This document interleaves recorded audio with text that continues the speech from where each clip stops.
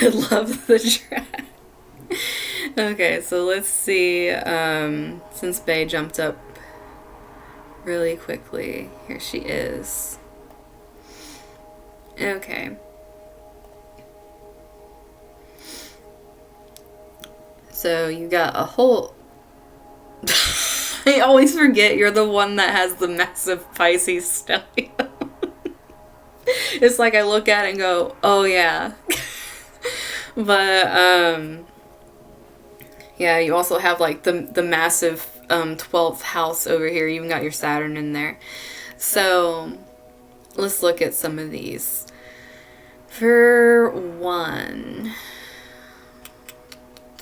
your sun's going to be at the exact degree of the full moon. The sun is going to be on your sun, literally. Like, it's going to be 8 on 8. And then it's going to be both of your suns. Or you have 2 full moons, basically. Because your sun's opposing the moon and the transiting sun's opposing the moon, exact same degree. So, yeah, you got that going on. So, welcome to 2 full moons in your 12th house. Lit.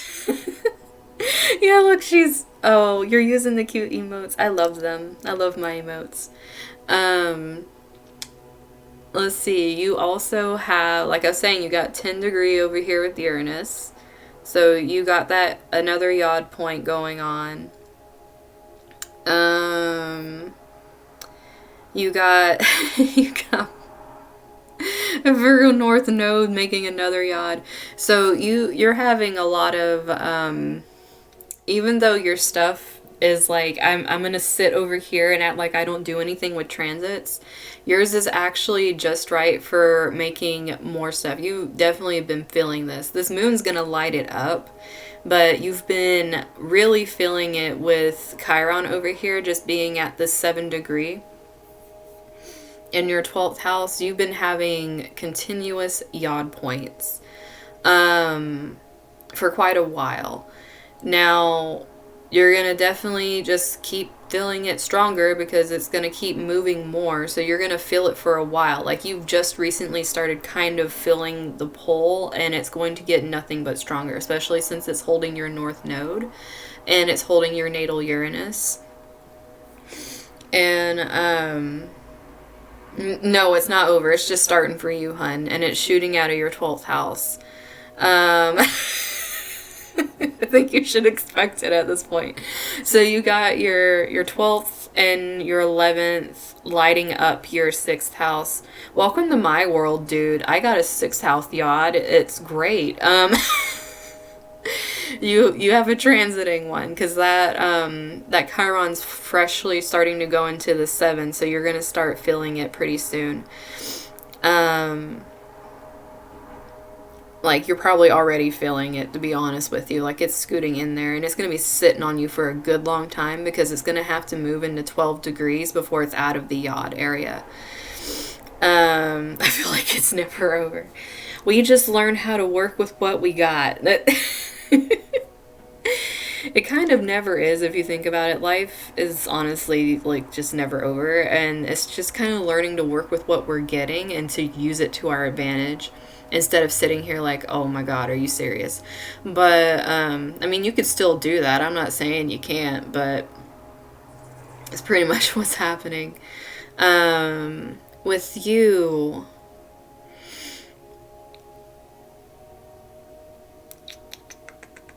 I'm looking for something.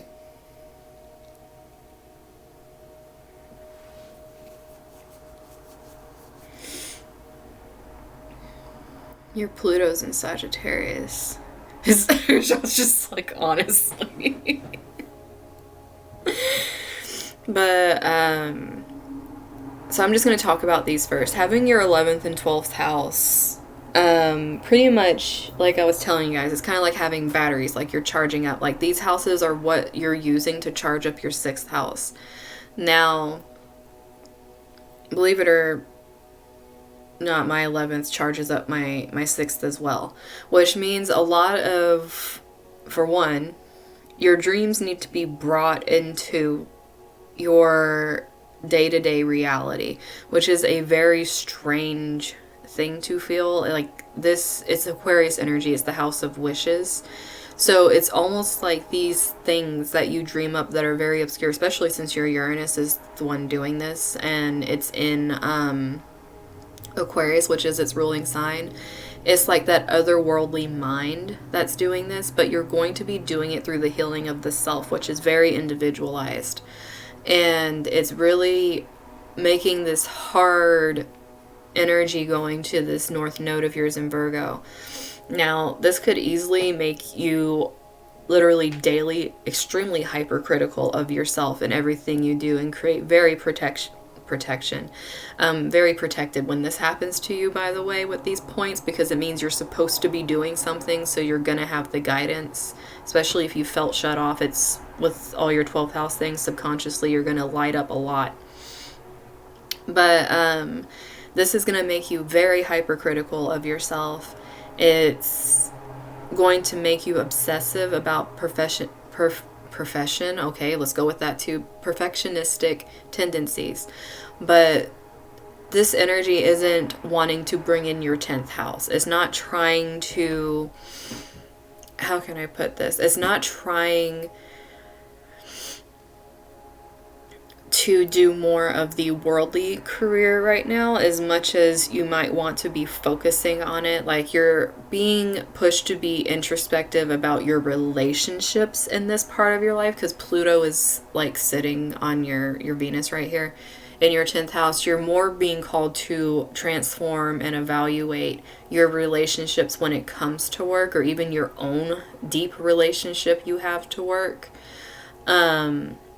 And you're being made to look at it differently and how it affects the day-to-day life. And that's, you got to be careful that it doesn't become obsessive, because doing this is going to have a direct impact on your health. And it's very easy to make this mental, especially if you're paying attention to like a lot of online forums, or you're just trying to get answers from groups of people that possibly aren't answering in a way that makes sense to you, and you're trying to make it fit you.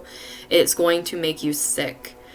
Especially when it comes, I don't know why this is coming out, but if it has anything to do with diets, like food you're eating and you're trying to copy something because it's working for other people, be very careful with that, because it definitely will have a negative impact on your body. Because instead of focusing on the mental body, your subconscious, which would help you more with this, because the reason that a lot of this is happening, especially since the healing's in your 12th house with Chiron, it's almost like you're trying to heal these depths of your subconscious that you've been ignoring, very readily ignoring. Like, you are just trying very hard to move away from this, and this is a very karmic time for you, because your Saturn is in Aries, which means it actually is forming, not quite yet, because the transiting Saturn needs to kind of kick up a few degrees before it's quite there. But you're going to be having a sextile, which is, like I said, a direct channel of opportunity going to this karmic energy coming from Aquarius. Right now, it's pretty much just getting you ready as it's moving there, because having this point as Chiron's finally starting to move into creating this yod for you, like I said, it's going to be sitting for a while because it's with natal transits, and Chiron moves very slowly. This is going to be healing and how you put yourself as part of humanity, very subconsciously. Like, you're really evaluating this thing, and you're doing it on a very detailed level and how it fits into your daily life. Let's see, not to mention that Virgo moon is falling conjunct your very closely, so having both of those yod points going during the full moon. But you're going to have a lot of emphasis on subconscious energy. Probably already feeling it now, especially having so much Pisces energy, and it's starting to really amp up and kick into Pisces right now, especially since Venus moved into Pisces as well. You are going to be feeling a lot more in your element, literally, because having both the sun and having Venus in Pisces is going to really help with this energy. And your south node's over here too, because your north node's Virgo, so your south node's chilling over here too. This is going to be a lot of energy you're used to. One thing I do want to warn you about, though, is even if this is energy that you are used to, like it is your own like natal energy, it can also amp up bad habits that you have as well subconsciously, because it's adding like an oomph to that energy. So if you haven't really been addressing a lot of things, like this Chiron's really going to be bringing into perspective for you to address, then it's really going to be making you focus on things that possibly you've only let stay in your dreaming world instead of bringing it into the waking world. It's going to make it very focused for you to actually start bringing it in to a physical reality instead of just letting it sit there. It's going to become something that you feel the need to do. Like even if you've been putting it off for a long time, you're finally going to feel the need, like, I need to step in and do this. Especially since your Chiron has this very easy open channel between all of these planets. Basically, you just don't see it because it's not on here, but it has a very easy open channel to where it can be expressed once you start accessing these things, which Chiron's going to be doing. It's going to be teaching you how to pull all of these hidden talents out and start grounding them, which is going to be very useful for you, but you really got to allow yourself to take part in the energy and not fight it. Because your Pluto is definitely going to be trying to make you run away from it being at the exact degree too, like squaring off with this energy. It's like you have a channel between your Pluto and Chiron that's like, you know, we can go into the depths, we can really like broaden our perspective on it, but at the same time, it's like this square right here is going to make it very daunting, and it's going to cause this kind of internal conflict energy, very heavy for you. Especially when it comes to dealing with other people is the whole thing. There might be some relationships that you have completely been avoiding that are going to like rear their head, and you're going to be forced to deal with it head on, and your first instinct is to just find a way to either physically remove yourself from it or mentally. However, you need to deal with things. You're being put in your element to deal with things, and that's like a really big thing here for you. You're not supposed to be running from authority or this side of yourself that is very natural right now. It's going to feel very uncomfortable, especially at the time of this full moon, because this is exact degree. This is 8 degrees. Like, you're going to be feeling this square. You're going to have a T-square, an exact T-square at 8 degrees with your Pluto on the full moon. You're going to be feeling this need for some major balance, but at the same time, it's going to be really harsh feeling this energy, because how can I put this? It's almost like I said, you can dive into this Pisces energy very easily and try to run from it, which is something that for some reason, even though you don't realize it, subconsciously comes natural to you to do this. And you have many ways of doing it. And I mean, it's not in, plus you're born close to a new moon, so welcome to having 2 full moons and a new moon in your 12th house during this full moon. But the way you talk yourself out of things, the way you find ways to put your energy into things that are not dealing with the problem, the way that you become absorbed in other things as long as it can make you have an escape from these things, having the block up with like certain aspects of your unhealed ego from your childhood. There's a lot of things here, and even your creativity, you use it as escapism instead of dealing with the problem. So this energy is trying to teach you how to not do that. Even though it's very hard, it's trying to show you there is a way you can do this, a way you can heal this with Chiron finally stepping into the picture. Heal yourself and actually pull out the talents instead of pulling out the worries and the anxieties and holding yourself back from this. Like I said, you need to find that beauty in everything in day to day. Really start acknowledging each of your senses.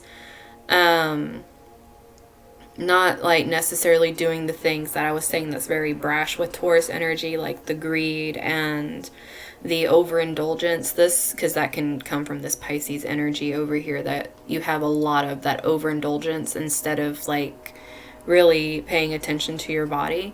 When I'm saying the senses, it's like pay attention to the signs of your body instead of allowing things to go by the wayside. If you're feeling a certain way, or if you're feeling pulled to do a certain thing, especially if it would benefit your health, don't ignore it for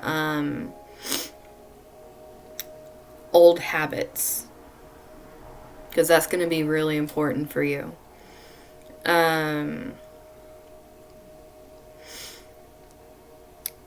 I think you may... Yeah, you have a mystic rectangle too. So you actually have quite a bit going on with these transits, especially since Uranus moves so freaking slow through Taurus. You have a mystic rectangle. It's your north node, it's your Chiron, a lot of your Pisces placements in Uranus. There's a lot of unexpected healing showing up. And the thing is, with it showing up in your first house, it's like, I don't know, sometimes it's going to be literally a change of appearance, because yours is going to, like that Taurus energy in your first house, it's literally going to be going through changes of appearance or just your own tastes, like whether that's music or actual food, whatever it is. There can be a lot of changes that you're just are readily and noticeable, like physically noticeable about what you're doing. But, this, you just bleached your hair. But these things are gonna be happening because you're trying to find what you value, what you like, what you personally like, because your ascendant's Aries, it rules your first house, even though this is happening in there. This is something you personally like. And by doing that, this is because your healing is starting to step into, like, what do I like? And it's a really huge pull for you. And it's just gonna keep becoming more and more. Your tastes are going to change in things, and it's going to be very rapid, and you're going to do things that are really compulsory. It's just going to happen for you to try to learn about yourself. And it's going to be something that really pulls you towards what you want to do in your day to day. Like I said, listen to little things. Allow yourself to do these things. It's coming through right now because it's helping to heal your own natal Chiron. So don't doubt these different feelings that you're getting right now from this. Because they're just going to get stronger. Because, like I said, Uranus is going to move even closer in degree to these things, and so is Chiron. You're pretty much starting it. You're at the start of all this. So you definitely... are pretty much it's like a step you're taking at this full moon, and you're going to start working. You're going to be one of those people that's more working on the self. If you're doing the right thing, it's going to be very visible in your appearance. Even though you're doing things subconsciously that you're working through, it's going to be very readily available and seen as, like, some of it may be seen as vain, because Taurus can be kind of vain. Here comes the Tower. But, expecting unexpected. When are you going to California? Like, are you going, like, really soon? Oh, you're going tomorrow? Yeah, just go while this is happening. That you're definitely gonna be seeing a shift. You got the Tower card all month. Yeah, you're breaking out of a lot, but yeah, some of these things will, like Taurus, like I said, is going to be seen as vain when Venus is kind of first house things.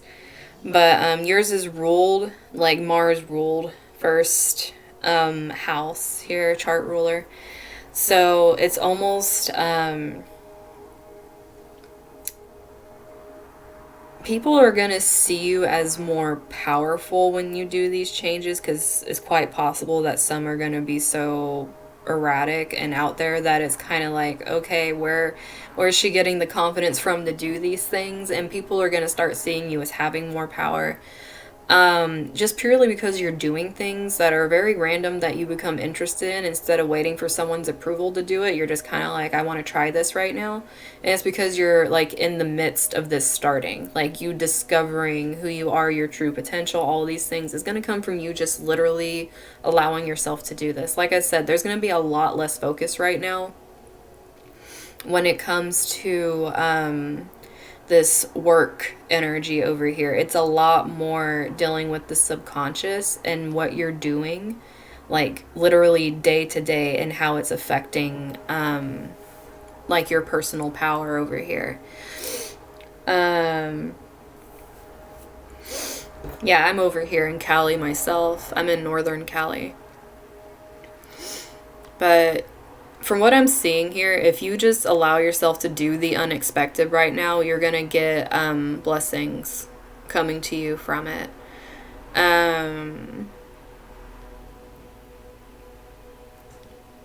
Because I think even the transiting Jupiter is closer to this too. So it's part of your this natal energy. And plus your own Jupiter is part of a stellium that's getting activated by everything. So like you have a lot of blessings and a lot of energy over your 11th and 12th over here. So, I mean, surrendering to the unexpected is the best thing you can do right now.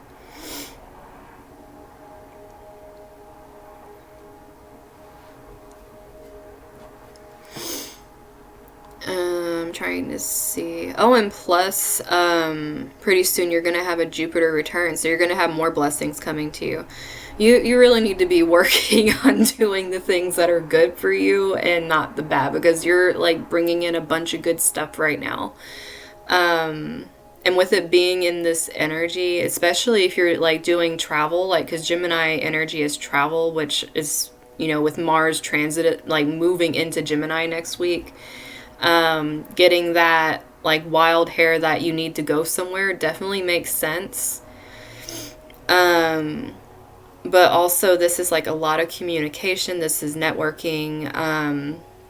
Like I said, you're going to be building things while you're out there, but it's going to seem very fun for you as long as you're allowing your intuition to lead you instead of vanity. That's one thing you have to be careful about, is don't allow vanity to be dragging you around. Do things that you like and that are fun, but make sure that you're not going overboard and just rushing into things with this Mars energy. Because that could be something you definitely do over here too, trying to understand your own value with this Gemini energy. Thank you. Rajan, surrender. Welcome to the party. But let's see. Oh, you guys are so sweet. Oh, you're welcome, hon. So, let's see. Who was next after Bay?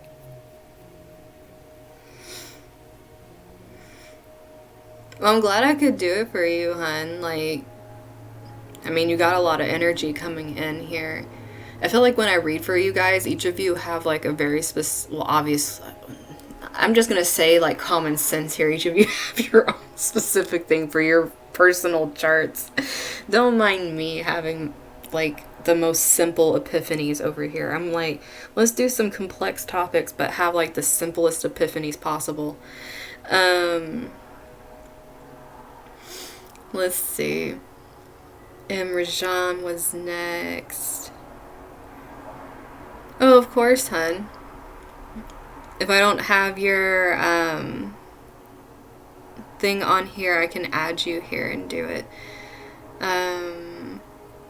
Where are you at? Oh, there we go. So let's see what you got going on over here. Rashawn, you're gonna be like, are you really, you're kidding me, right?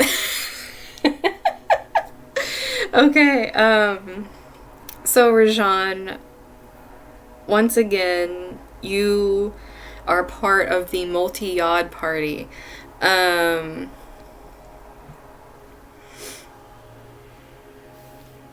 Remember how I was saying if you have anything at the early degrees of Aries and these early degrees of Virgo, you are going to have, or Aquarius, like between the 5 and the 10, you're going to have multiple yods.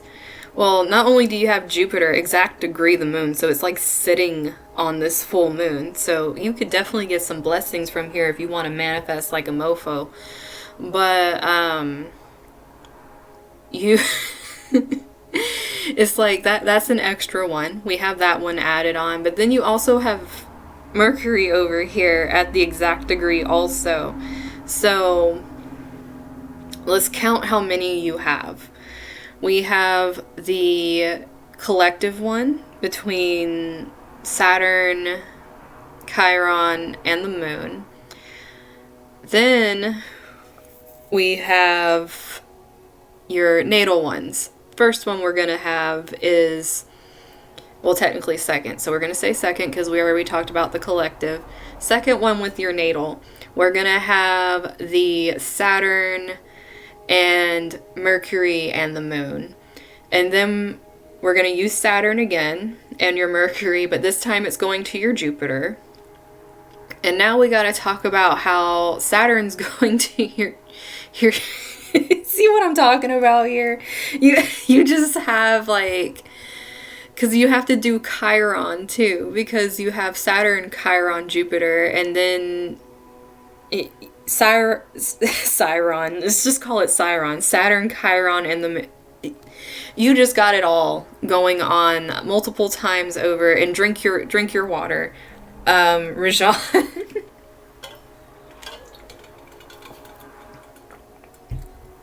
Rajan's like, really, you love my chart? Do you want my chart? With everything she's been going through, she's over here like, you can trade some charts with me. She's the one that I've read for Rajan a lot. She has a chart energy that's pretty much like I've told her this before, especially since she has a lot of degrees that add to this as well.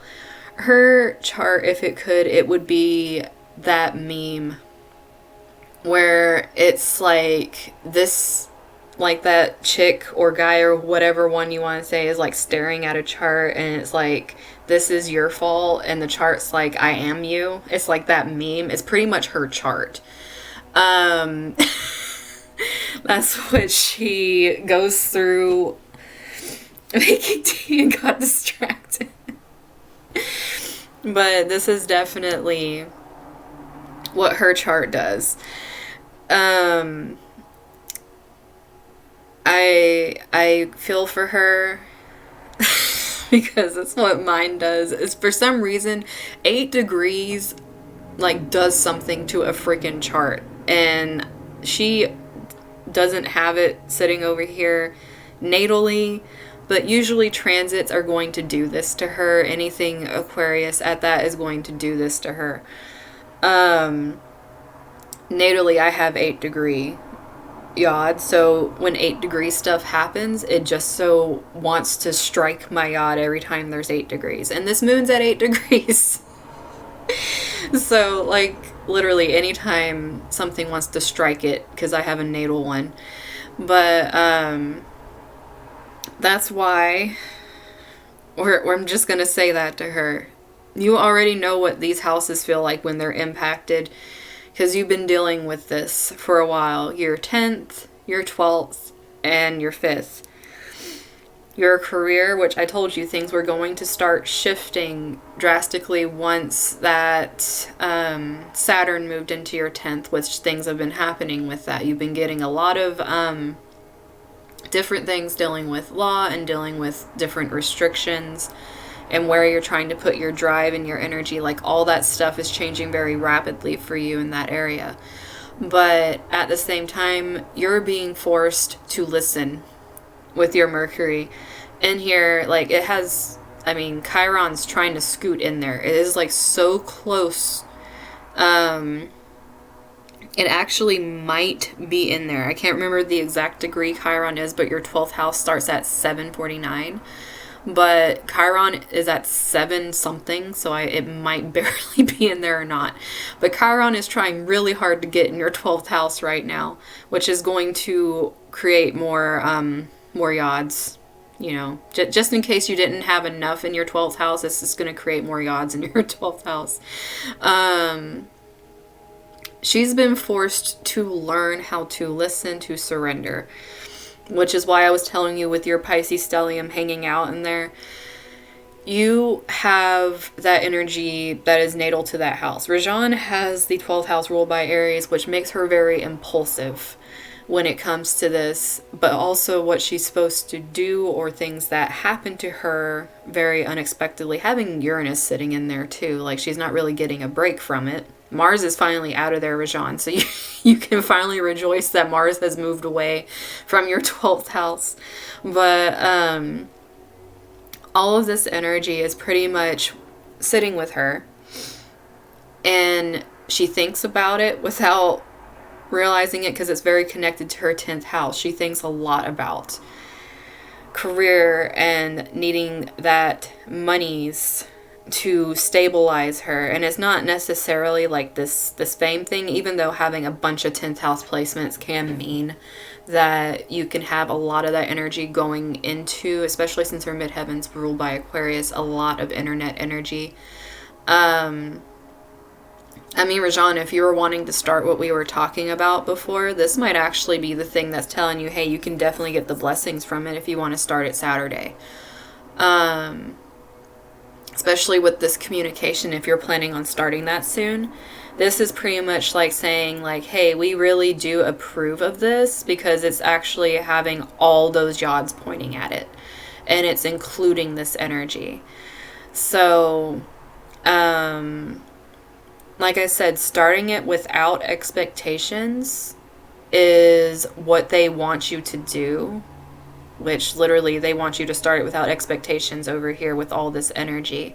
And once you start it, Chiron's going to keep moving, and it's going, like, I don't know how much further it needs to inch to be in here, but once it inches out of here and into your 12th, that's where the healing's going to start. So what you are talking about while healing with this Mercury, whatever you talk about, which you asked me something very specific with talking, that very specific question you had about talking, this is giving you that green light that's saying, hey, we're healing the talking through doing the thing. We are going to be doing the thing. And this is something that your Saturn return is bringing to you. Like, this is karmic energy coming to you right now. And you also, at this exact time, you're going to be having the transiting Mercury, which is at 13 degrees, sitting on your natal Saturn. Like, you have so much energy that's just going into this and saying, hey, we're gonna do this. And plus the transiting Jupiter's up here, like I said, you have so much just pinpointing this right now. So there's probably a reason you were pulled to ask about it, and that's literally because it's saying, like, you know, now's the time, let's do this. So if you've been working and planning on doing this and not really quite sure when to release it because this is your interception, it's kind of like you sit here like, I really don't know what to do with my Jupiter, like what's good for me. It's like kind of like a thing. This is a creative project that involves communication, it involves talking, and it's being very heavily blessed right now with all these gods pointing at a Jupiter that is yours and a moon that's subconscious and intuition. If you're being really pulled, it's pretty much giving you a huge green light with there'd be like tons of green lines pointing over here. And I feel like a turtle. Oh my goodness. That was really cute. And plus you have your moon in Gemini, which this energy, like I was saying, you're already feeling this starting to happen with your own moon. Like your intuition's kicking in and it's saying talk. It's in Gemini. You intuitively need to talk. And the reason it's hard for you, like, I mean, you have a lot of things going with this moon since it's at an early degree. It's already sextiling this, is creating the opportunities for you. You just need to allow it to happen. And that's what's hard. Because you having this Gemini energy squaring off against this Virgo energy, and it's going to be with the moon. The challenge is going to be being able to let go of how people see you, which is a really like vain thing with this Taurus thing. I'm not trying to call you vain, but it's a thing where people see you a certain way, but you're going to have to get over how people see you and go more with how you feel you should actually be presenting yourself with how you talk, instead of like what people may deem culturally beautiful. It's time for you to bust out of that and just be like, I'm expressing myself. As hard as it is, as much as I want it to be perfect, it's never going to be perfect. I just need to do it now. And that's actually what your reading was. You just need to, you just need to do it. You're getting told many times over you need to do this. If you haven't been putting your foot out there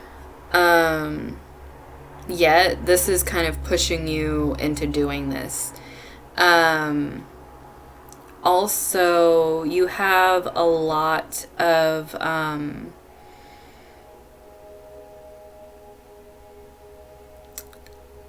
you have movement energy actually starting to come out here, because Sagittarius usually rules like the natal ruler of the 9th house. You're having, once again, more energy. You natally have energy going to Jupiter, but during all this Yod energy, your natal 9th house planets, which are, I mean, Uranus, this unexpected energy, and also Neptune tying back to this subconscious energy. Once again, it's going to be hard, but there's going to be a lot of doors opening up. Like, a lot of doors opening up if you do the thing. Like, do the thing. But this is also movement. Now, these are natal placements you have that are getting kicked off by listening to transits. Because Saturn is bringing in your karma right now, being at 8 degrees. Until, like I said, until it's past 10 degrees for you, you are getting pretty much a buff, if you want to look at it that way. You're getting a karmic buff because it's your Saturn return that's trying to push you into doing the thing. Now, doing the thing is scary as hell. When you're pushed into doing it during your Saturn return, it is the scariest shit, and you have to trust it. You were made all last year to learn how to trust the process. So this is pretty much giving you the green light, saying, like, you know, that trust the process you learned, it's time to really just fall into the trust that you've been learning, because it's all like, even the movement house with Sagittarius, like, this is long distance travel, not just like little travel. And your intuition's pulling you to travel. Like, there's a lot of energy here of you just making very uprooted changes, very unexpectedly.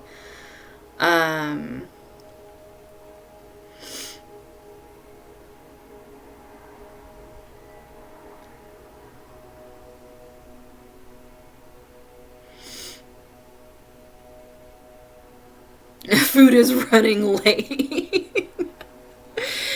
Oh my goodness. But, yeah, you're just being told to go with it, hun. You wouldn't be getting all this, like, Jupiter input right now, even the transiting Jupiter putting its, like, foot in here saying things, if you weren't supposed to. I mean, you even have, like, the trine, since this is finally starting to move a little bit. Uranus and Taurus is starting to get to the higher degrees. You're starting to get closer to that trining energy where it brings in money with what you're doing with your Capricorn placements over here. Very unexpected money with this Taurus energy. Career changes, just is pretty much you just allowing yourself to do these things is going to bring this in, but it's going to happen at a slower pace, because everything that's happening to you this is a good thing, but it can also feel very irritating. You're having a lot of placements that are allowing you to do what you need to, but they're with slower transitioning planets. So you're feeling all the anxiety welling as it's getting closer and closer to the planets being where it's having that contact. But once it's there, it's going to be sitting in there for a while. Pretty much your whole Saturn return is going to be sitting in this energy, which is very potent for you. So you're going to be able to work through a lot while you're doing this and actually start what you put your mind to. You could definitely be seeing travel happening during this time period, even if you haven't been having any for pretty much ever. This is like that unexpected stuff that just falls out of nowhere because you're listening. Especially with Mercury being communication, it doesn't always mean you talking. It means listening too. So you having all this is really... It's going to be starting up for you. Like I said, if you want to put something out there this Saturday with the moon, like that could kick it off. If you want to kick it off the following week when Mars moves into Gemini, because it's going to be like with your moon doing a bunch of this stuff. Pretty much everything is slow moving for you. So you're going to be doing this for a while, but it's like you just have to start it. Oh, your Saturn return's already happening, hun. It's going to be going on for like the next at least 2 years, I think, for you. So you have time, but it's calling you right now to start. Like you need to start it right now. Like you need to make your foundations. You need to make your routine in this stuff and become more comfortable with it. That's how you're going to find harmony in your routine, is by actually allowing this to happen. So get rid of your, well, you don't, this, I don't know which pile you chose, but this is reminding me, or if this was the collective reading, I can't remember if it was collective or a pile, but the energy of the girl that was the Eight of Swords that was sitting in the cave where she was being held down by swords poking into the animal skin, or whatever you want to call it, the coat that she was wearing, trying to protect herself from the cold in the cave. The sword's holding that down so she can't move. There was 2 ways you could use that energy. It's either you can take baby steps and do a little bit at a time by taking a sword by sword out of the cloth, or you can just be like, hey, the swords are only holding down the cloth. The cloth isn't attached to me. I can just throw the cloth off and walk out completely vulnerable. You have to decide which one is comfortable for you. And that's what you need to work with, but you need to start it.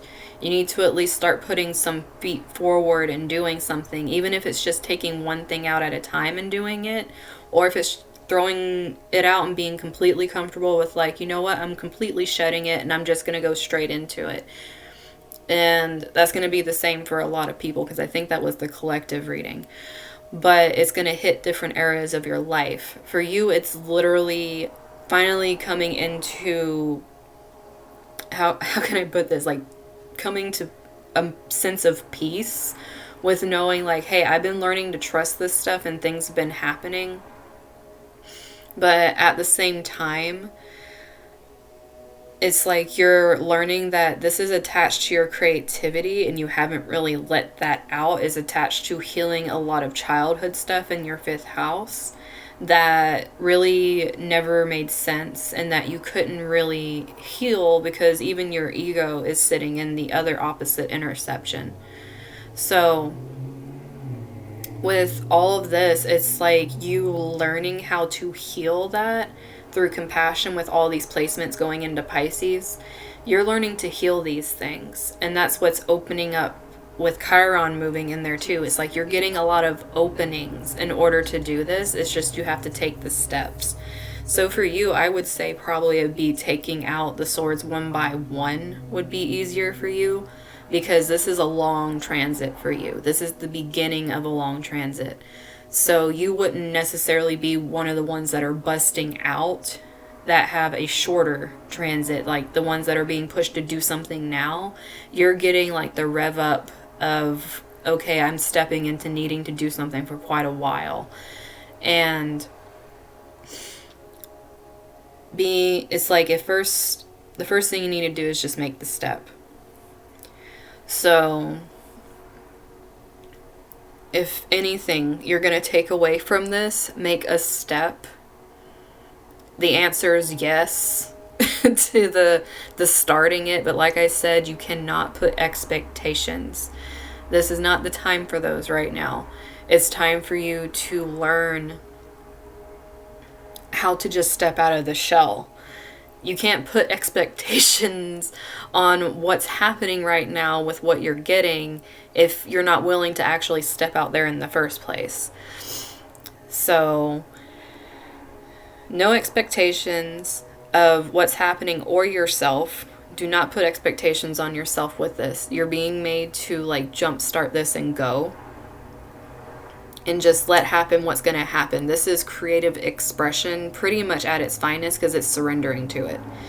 And this is how you're building and getting back like very rapidly karma during your Saturn return. It's just how much you're listening to this. But yes, Rajan, you're getting a big thumbs up to do something that you know what it is. I'm not going to say anything because I don't want to say something that you should be saying.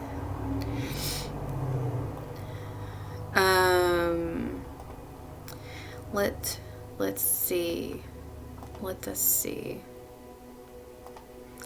So, cheeseburger, which makes me hungry when I see your name, cheeseburger. I need your infos so I can put it on here.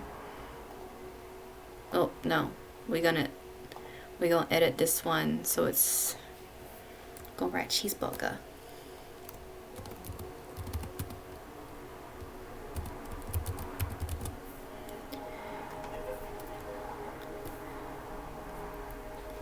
Let's get that info. You're welcome, Rajan. Yeah, of course, Missy.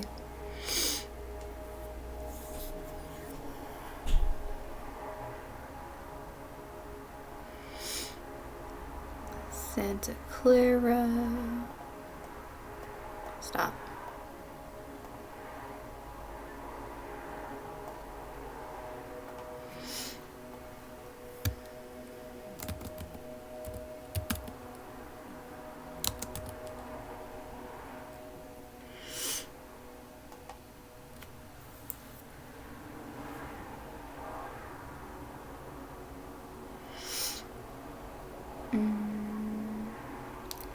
Cheeseburg.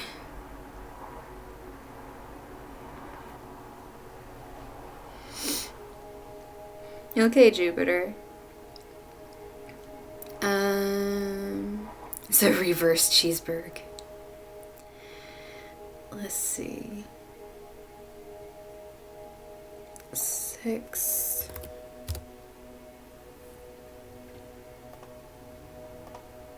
September.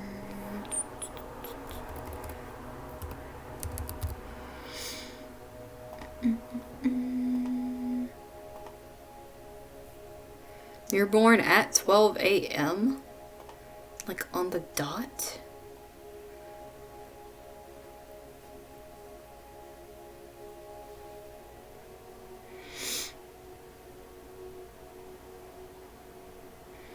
Yeah, Ruby's just gonna make me hungry by putting a cheeseburger.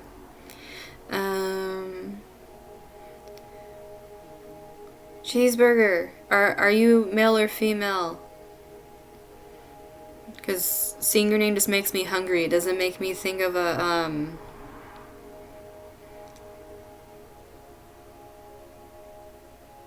Okay. Your name just makes me think of food. Okay, so here's cheeseburger. Oh, look at you. Okay, so... Man, you guys are just making me hungry. Okay. Eat me.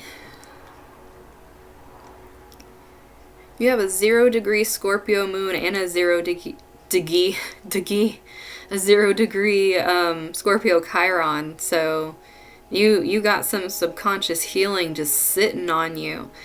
But it is a very which okay, your chart's already screaming some things at me. You have an intercepted Libra energy sitting here, right?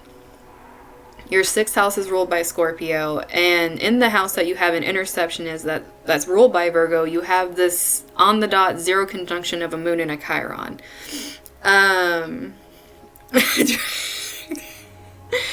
This means that you have there is this subconscious need to create.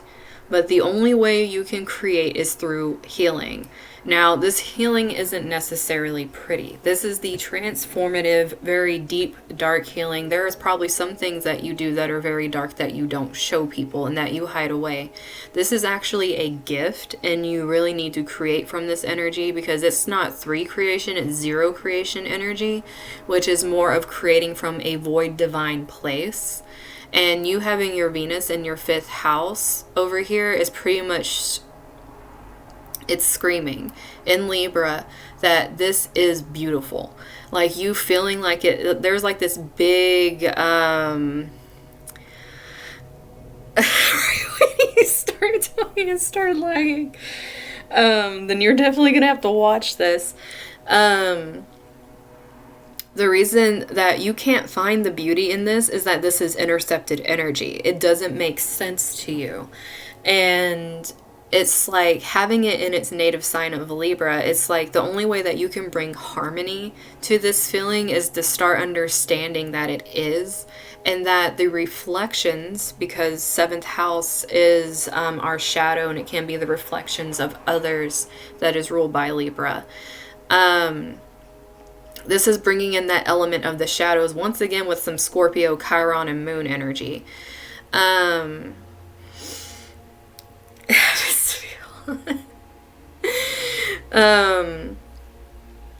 All of this energy is trying to teach you that it is beautiful, and sometimes it teaches you through other people.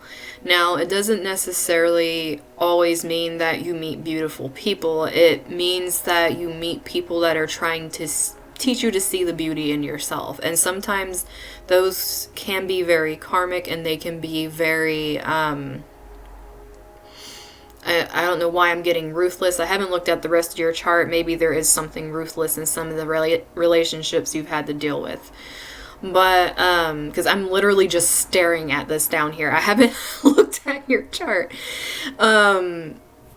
This energy is so, just yelling at me, literally. And plus it's your key. It's your key to unlocking your gifts as well. And you having all this energy, and it's probably screaming at me because Uranus is getting close to moving into your 12th house. But it's already opposing and trying to make you find the balance in these energies. The transiting Uranus right now is sitting in your 11th house. So you're learning a lot through, like I said, this is probably why it's prominent, like, because your relationships are diving into this energy as well. Is really teaching you prominently through relationships very unexpectedly, especially if it's new friends you are making online or it's new communities that you're finding. It's really trying to teach you to find your sense of self that really was put under like lock and key, literally, with your Saturn being retrograde in Aries. It's like your own self-expression, like the you was literally just like ripped and like stomped on and put in a cage. And it's almost like you dream of being able to have that, but you don't think it's a, I'm gonna go talk to myself. Have a good night, Rajan. But this energy is trying to make you realize that this isn't like a pipe dream, this isn't a fool's dream, and there's going to be a lot of unexpected things being brought into your life trying to teach you how to balance the relationship of yourself and learning and unlearning at the same time, because you're having to actually learn how to take yourself out of this box that is very internally driven, because this isn't just external. Like with this retrograde, it really dived in deep and it locked something up in a small box, and it's almost like that's proportional to how you view what you can actually accomplish. Now, you already have quite a few inconjuncts in your chart. You've been frozen this whole time.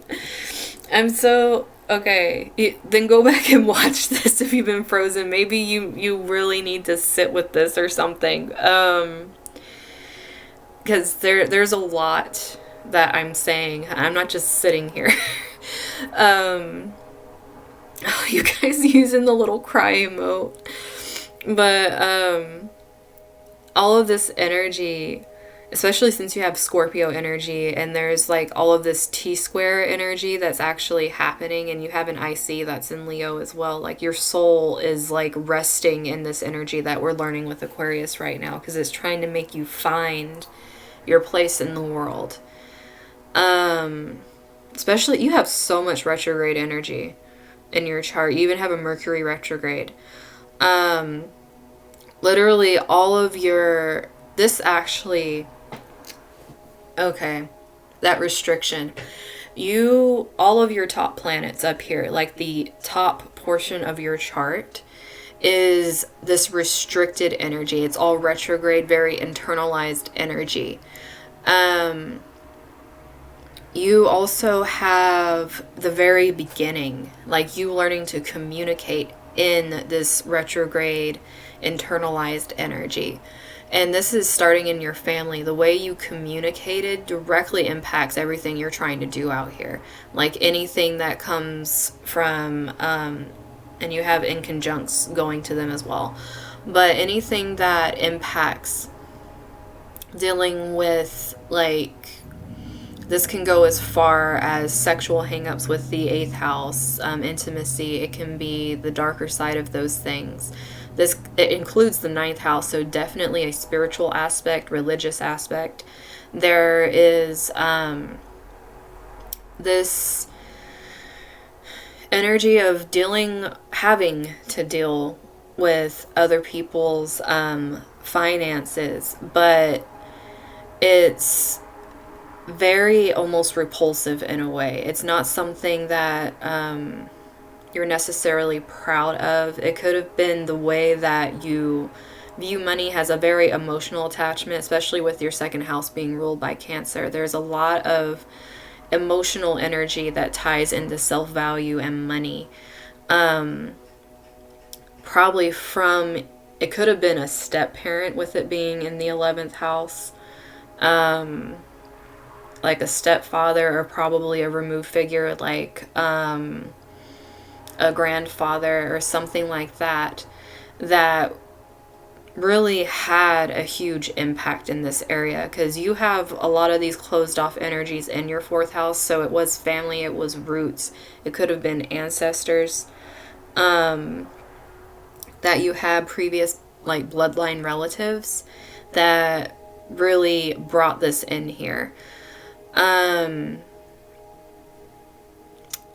Your north node's even down there. It's like it's almost like this obsessive energy, and with it being in Virgo, it can be very self-critical obsessive energy, and your ego tries to protect you by trying to escape through things that are kind of otherworldly, which can be spirituality and religion, but it can become unhealthy if you're not careful with it being so close to your north node. It's almost like going down an obsessive rabbit hole to escape reality.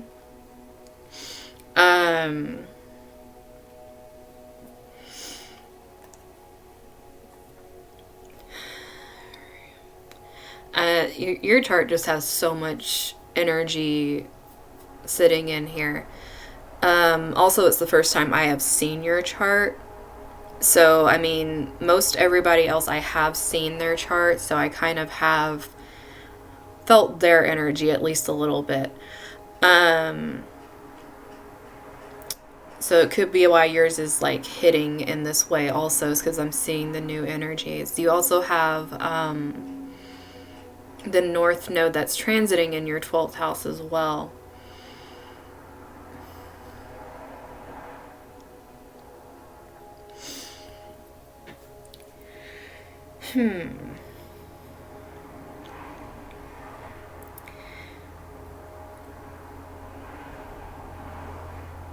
I'm so salty. Like they're saying, I didn't even know this happens for you guys. Like, it's kind of funny that you're all saying that it's a super good reading. You all saying that when I read for you, all of a sudden it just like kicks you out and doesn't let you listen is very that's very interesting to me. Especially since my 11th house holds my my sun. That's a part of where I get energy from my God point in my 6th house. So maybe I break the internet sometimes. I am joking, okay? Though some people might feel that is something that happens. It's just keep making her feel worse that she can't see what's happening. So anyways, this energy that you have going on here, I was about to start talking about the actual transit. So if you missed everything else, it was pretty much a lot of life things. But I'm if you're able to hear me now, I'm about to start talking about the actual transits like I did for everybody else. But this transit with the moon is actually hitting in your 4th house where you have all these things that started. So the moon's actually at this degree where it is pretty much conjunct everything in your 4th house. And it's causing like this big wake up moment, because this moon being in Virgo is so close to being exact to your sun. You're pretty much having like a new moon energy sitting across from, not across, but it's sitting on this full moon energy. So even though you're working towards ending a lot of things, it could have been things that previously you thought were career things that were meant for you, because the sun is currently in your 10th house and will be with Venus. It's going to make it to where instead of things seeming like they're unattainable, like they're too lofty, too much in dreamland, it's trying to help you see, hey, this is how you can ground it, but you got to work through these things, especially since Chiron's the other part of that yod that we're all feeling collectively. So you're really learning how to heal these intercepted energies, that sense of self.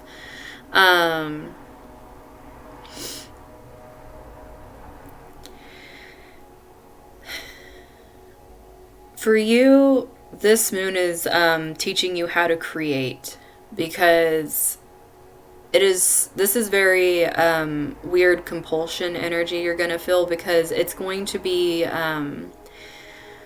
sextiling your native Chiron and your native moon. But it's at this, it's right in the degree, because it's an 8 degree, so 0 to 8, like that 8 degree.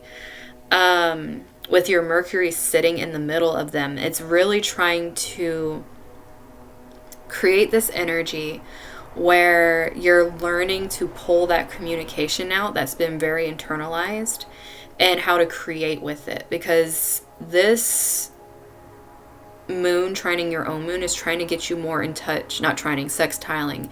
It's creating an opportunity for you to become more in touch with your subconscious that may feel very buried and lost behind all this pain that you need to heal. And it's also working with, your Venus is currently working with the South Node in Sagittarius. It has been for a while, to try to teach you how to see this beauty. You still have a bit in it, because I think it is at 17 or 16 degrees right now. So until the South Node and North Node are at, like, what is it, 7, 6, between 16, 17 degrees,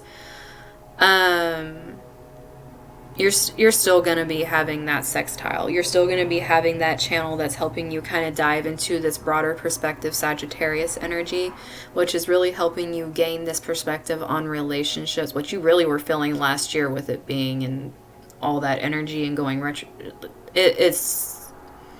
It's really made you think over the past year on a whole lot of stuff, especially since your own seventh house begins with Sagittarius. It's actually conjunct the South Node right now.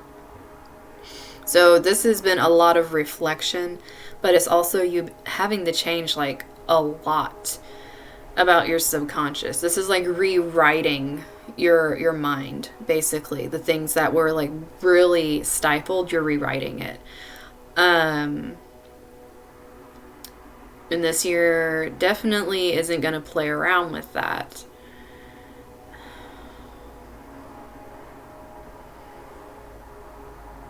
I would say this isn't more... They're like Rajan's thing, where it's really holding that 10th house energy. Like, you know, a lot of shit's going to be happening with her career. She... yours isn't dealing as heavy with that. Yours is really going between this religious... spiritual, like, breaking out of this like box that you were shoved into and reforming a healthy relationship with masculine energy, because I feel like you repress your own masculine divinity, because we all have the feminine and masculine divinity. I feel like you repress your own because of literally what has happened, and you don't understand how to pull it out. It's like a direct, like, I mean, you even have the opposition here saying what I'm talking about.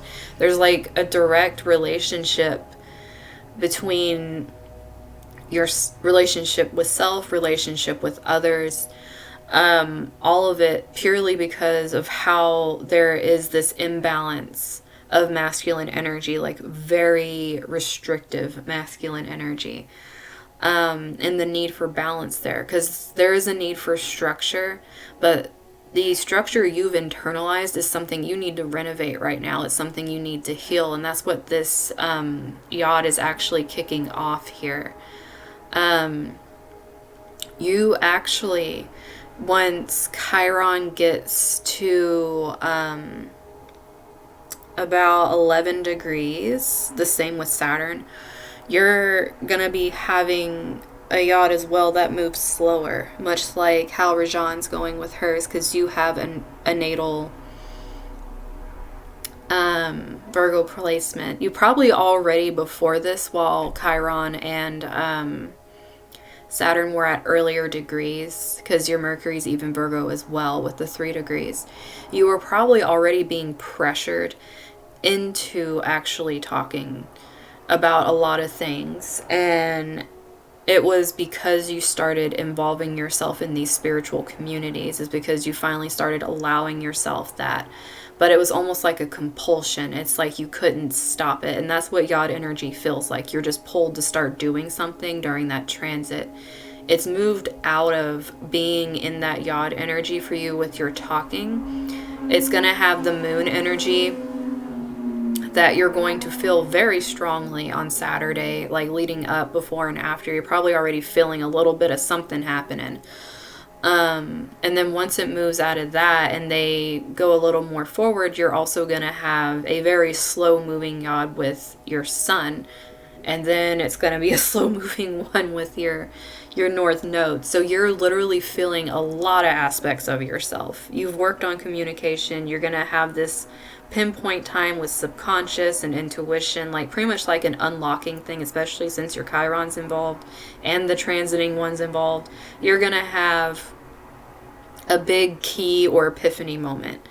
And then once it goes into the sun energy, it's going to be more about the ego and understanding how to heal that, and not being as wrapped up in the karma that was brought on by family, and learning how to create your own. Because you're working on right now your because you moved past your Saturn square. You had your Saturn square when it was in Capricorn, which means like the past like about a year and a half or whatever have been rough as hell for you. And you're coming out of that now. Like you're starting to get that breath of fresh air, and that's why these things are being like shown to you right now. Like you're going into a safer space where things aren't as crazy, and you're creating your karma for your Saturn return right now. And you're also having your Jupiter return, which is bringing you some stuff as well.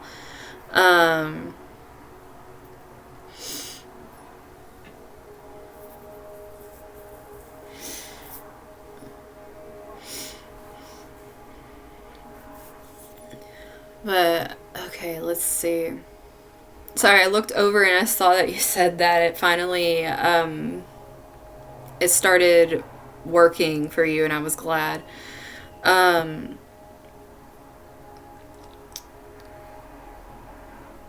Because right now, pretty much, it's almost there. Like I said, all these movements as they go forward, they're going to be clicking into place for you at the same time that Saturn's going to be making a sextile to your own. It's going to create opportunities for healing that as well.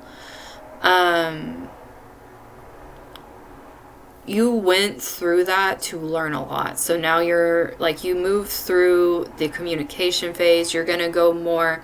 There's a really good chance that if you have been working on family stuff, right now, feminine energy is extremely prominent with this moon because of how it's connecting to your natal one. Lots of very intense feminine energy healing. This can be mother figures, grandmother figures, sister figures. This could also be your own relation to your divine feminine, things that have been wounded, whether it is confidence, the inner child that is needing recognition from being so repressed. It can be sexual hang-ups, the intimacy thing I talked about before, being able to be open with your emotions and vulnerable, and also feeling secure in these things, like feeling like you have the stability within yourself to withstand. And all of these things are lower chakra energy. This is solar plexus, sacral, and root chakra energy.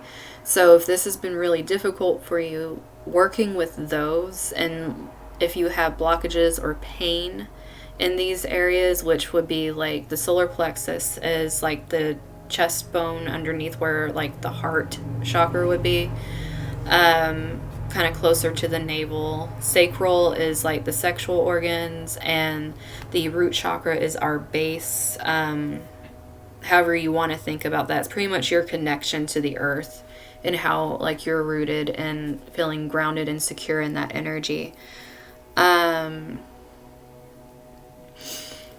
This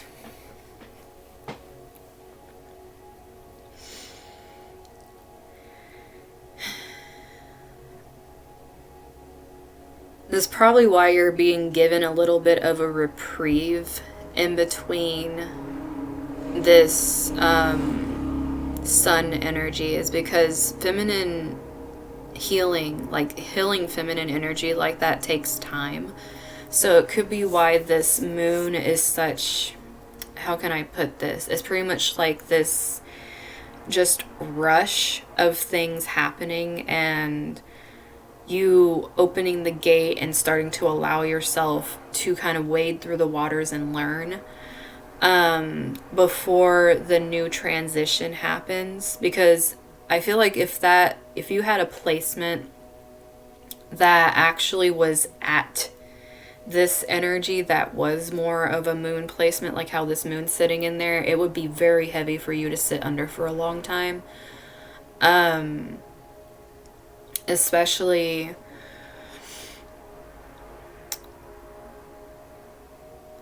since, I mean, that would be something that I feel would definitely pull down into a depression or a psychosis or something. So this, I feel like it's a transit and it's a short one for you, because I feel like all of our blueprints offer us things at what they're supposed to for us, obviously. This transit is to get you moving on this, but to not bury you. And that's something really important to remember here, because the fourth house is our roots. We aren't burying ourselves, we are grounding ourselves. We are already here, we just have to have our roots in there. Don't dig yourself a hole with this energy. This is for you to find yourself in this and then be grounded in it. It's not meant for you to be like stuck in like a perpetual hell, so to speak. So once this moves out of the moon energy, it's going to be very heightened, at least until like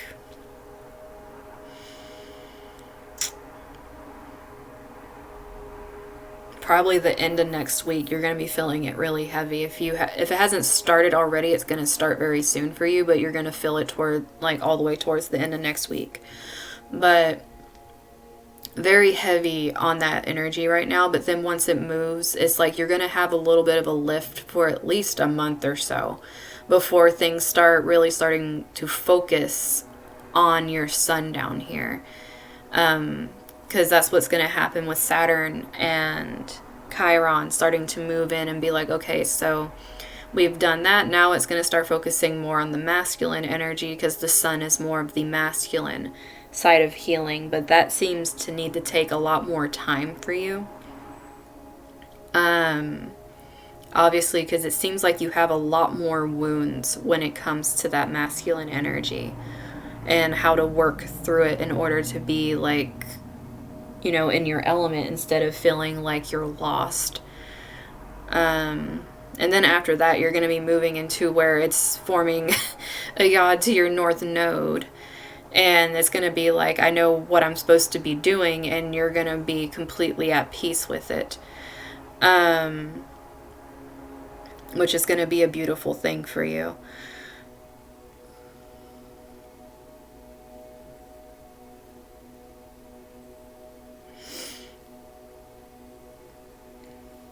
But yeah, hun, watch your thing again.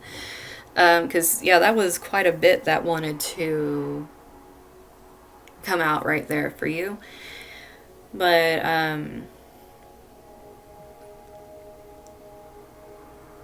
you got stuff going on. And with everyone else, I've kind of read their charts a bit, so I can kind of, they already kind of have a baseline of what their chart's like. So when I start talking about their aspects, they, already have stuff to kind of go on. With yours, this is like your baseline and some aspects, so you can kind of start seeing those things. And it is a good thing that you're starting that again tomorrow with what I was saying about that, that there's probably a reason for me saying that then, even though I don't like saying those kind of things. So, Missy, I believe, was next.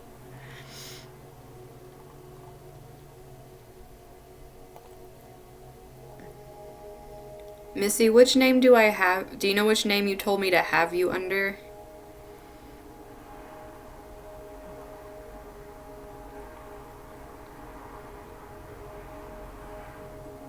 I am trying to.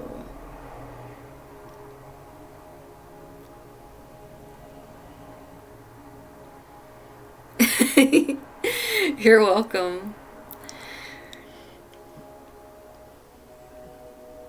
I mean, when I give readings, I do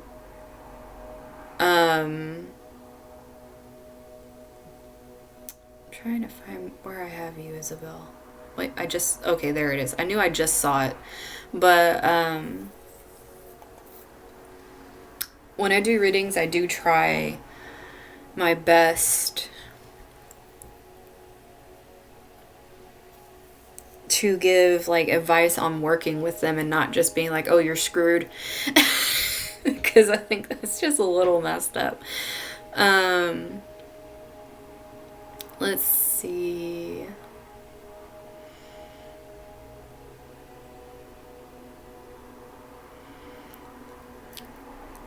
Okay, so I remember you have an exact Chiron too with your Pluto, but your sun's the same degree. Like you were the one that had a chart that likes 11s, because even your ascendant adds to 11. Yeah, I remember. You're just the happy 11 over here.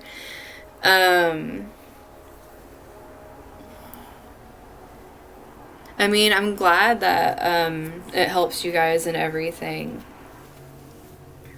And I do want to try to, because I'm getting pushed to do it, so I know I need to listen. See how happy I sound about that. But I'm getting pushed more to use this stuff for predictions, which it wasn't something I would usually do. I would kind of read on what was happening, and now it's like it's a push to start saying things. And I'm like feeling kind of awkward about it, but I guess I will start doing that too.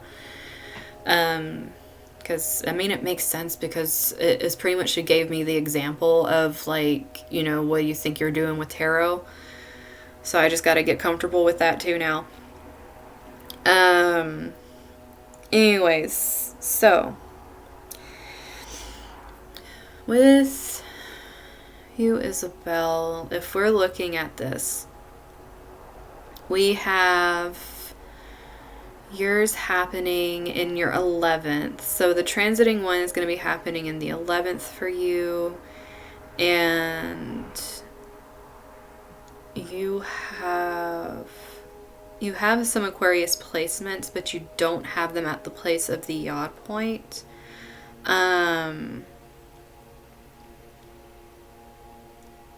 You have a lot of conjunctions happening right now, but you don't have a separate one actually activating the yod.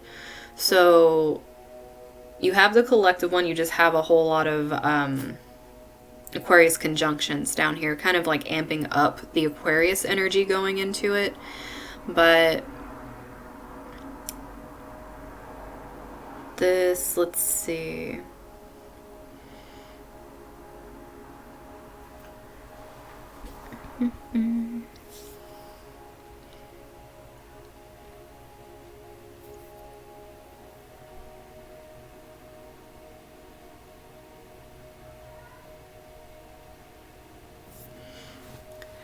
I did get quiet for you. It's not lagging, because I know I've read your chart before, and I'm trying to, I feel like there's something going on here.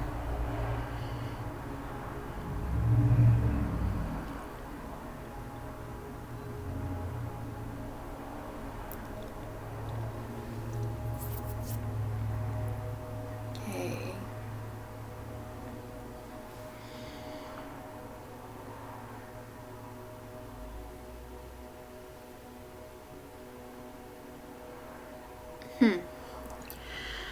Well, anyways, before I keep getting sidetracked looking at things, you're going to be having the full moon happening in your 11th, and it's also going to be across from your 5th. Now, that means you're getting a lot of energy, because full moons can be completion, but it can also be, for some, I don't know why this is coming out, but revisiting cycles.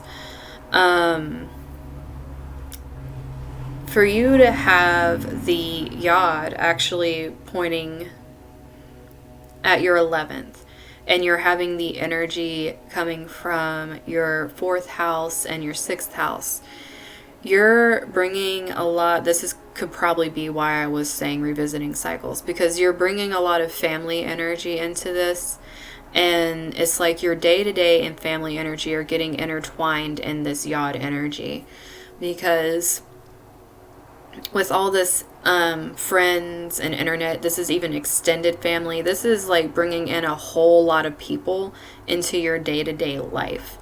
Now, the reason that this moon could be something more of like a precursor to a warning for you, this might actually be a good time for you to take a social media break, because this could very easily lend to you getting too overstimulated from things going on the internet. I'm hoping that makes sense, because especially if it's dealing with family and correspondence with family and just wounds coming up in that department and people contacting you, it's almost like you're getting a retrograde energy during this full moon, which brings in a lot of both masculine and feminine energy. So it's almost like these revolving doors happening in so many aspects. It's not with partnerships. It's not with business. It's not with marriage. It's not like that kind of thing. This is like roots and how it's affecting your day-to-day life, and possible like people just contacting you, very like unexpected contact. Even like, I feel like it's a lot to do with masculine figures, and this is something I think I talked to you about when I did your reading too, because this energy is very prominent for you. This could be that kickstart energy I was feeling.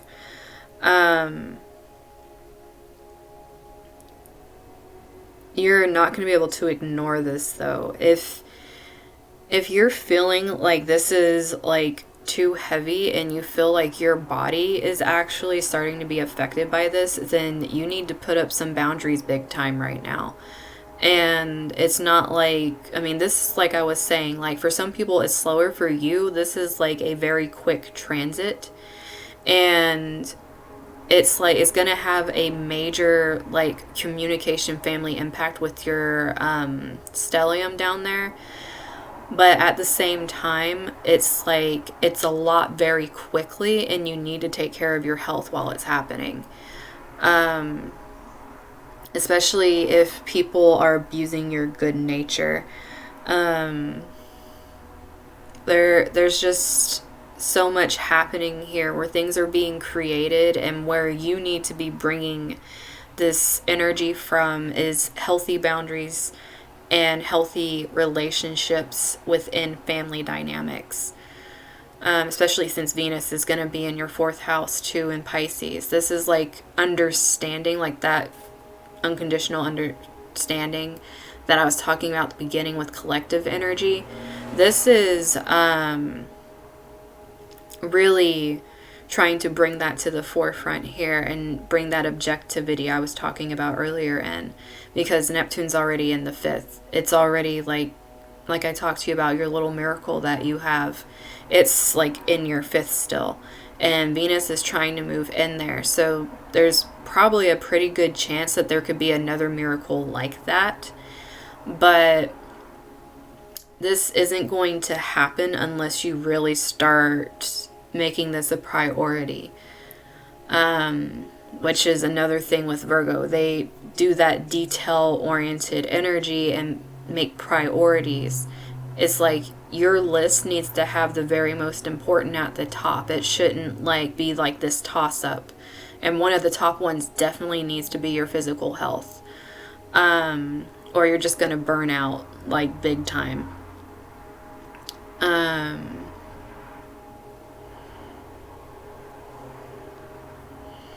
Oh, sorry, babe, I didn't see it. Hopefully, first bye, and have a good rest of your week, too.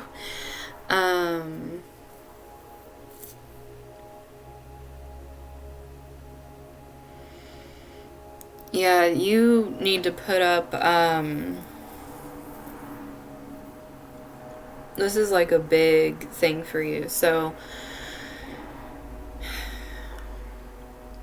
I can see why that revisiting cycles came out for you, because this is obviously going to be, it's probably already happening. Like, you're having to revisit a lot of things right now, but this is because you're supposed to learn how to end certain things and put up boundaries. This isn't because you're supposed to be getting stuck there. And it's going to be a very rapid thing. Like I said, by the end of next week, you're going to be feeling a lot different about this. Especially since Mars is going to be in your 8th house. There's going to be like other matters are going to become more at the forefront than your family. It could be their money starts coming to the forefront. There could have been a lot of arguments about that with everything being in Taurus, with Mars squaring off against a lot of stuff in your family house. A lot of either greed or people just taking advantage and things like that. A lot of projection on you with those things. That is definitely going to be changing within the end of next week as well. And turning more into like conversations, as like it could be like a power play with words more than with money, if that's been something that's been happening too. So that's something to look out for as well. But it's like your dynamics are going to be shifting very rapidly over this week going into the end of next week. There's going to be a big shift for you when it comes to how you are talking with family. I think it's going to be a lot less about finances and a lot more about people's inner workings. Especially if there's been things going on with siblings or people that are like siblings, like secrets and things like that could be coming out as well. There's just a lot of, it's almost like drama, but at the same time, it's like you understanding that there's only certain things you should be giving your energy to. Like, this is really big about learning those boundaries with people, so that way, whatever they're going on, like, yeah, it's their problem. You do what you're concerned with, but you're not getting lost in the fog, so to speak. You're learning to heal these things and heal your worth in the process. And how you view yourself as well. So yeah, you're going to have a lot of really rapid changes. Like I was saying, some people have the charts that it's going to be sitting for a while. You're going to have some rapid changes happening to you over the course of the next couple of weeks. It's just going to be very unpredictable, but at the same time, like, some things are going to be expected if you plan well. But that's what it's going to come down to, is what you prioritize and what you plan for is what's going to actually benefit the most. So if you're prioritizing drama, then that benefits. The drama benefits. It gets more power, so to speak. So really decide what you're willing to prioritize right now, because you're going to see a direct impact come the end of next week.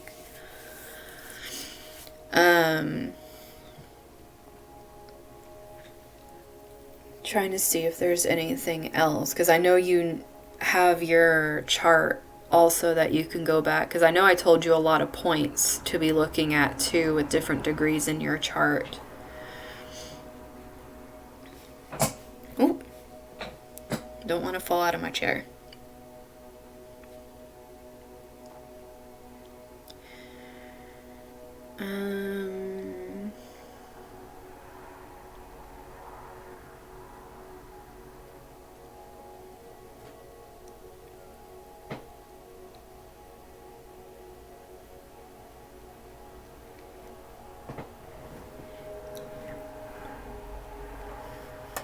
Yeah, that's major priority right there.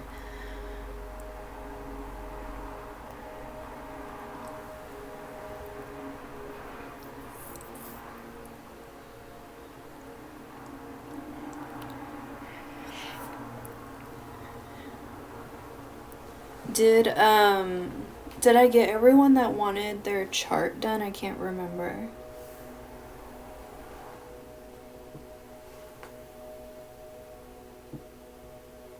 Or if anyone actually has questions or something. Oh, okay. Do I have you already, Jupiter?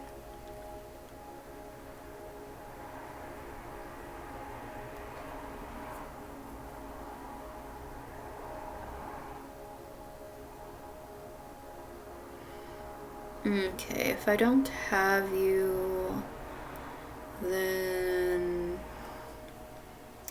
we'll just edit this one real quick so that way it's easier.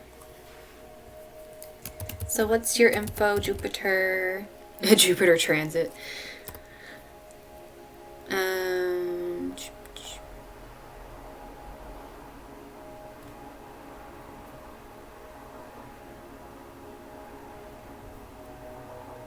Oh, I have read for you? Under what name, hun? That means it should be here. And I don't have to, do that again.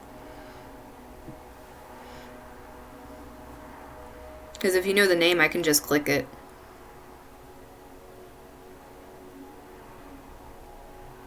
Hourglass. Yeah, you got all that, charisma.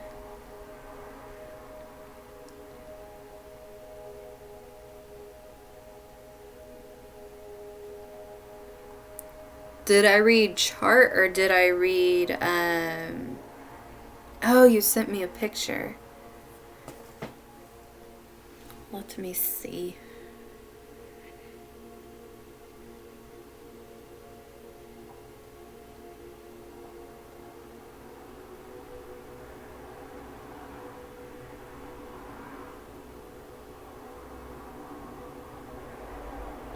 And I just got a message about my ancestors that I actually follow a long line of people being named after others with my middle name.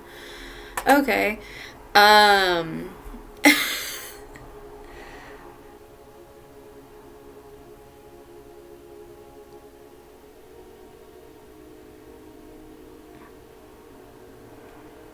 you gonna work with me, eyeballs?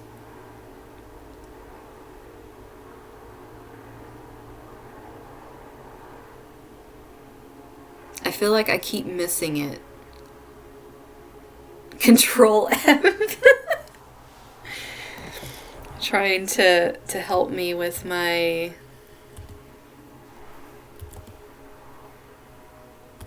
Oh, you're not the only one that's Cincinnati.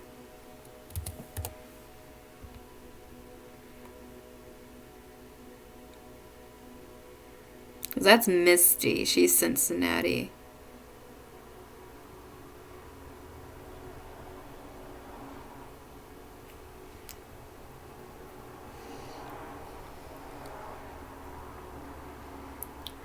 Well, like I said,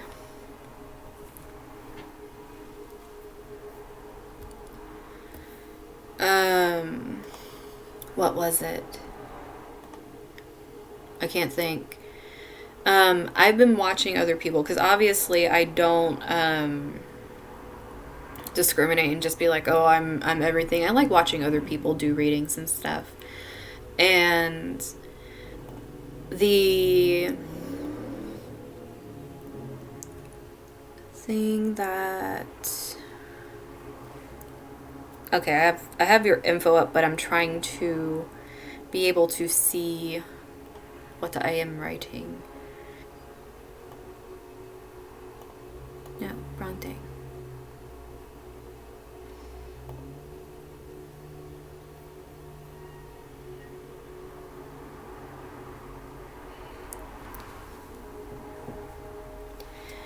But yes, I watch other people while they, how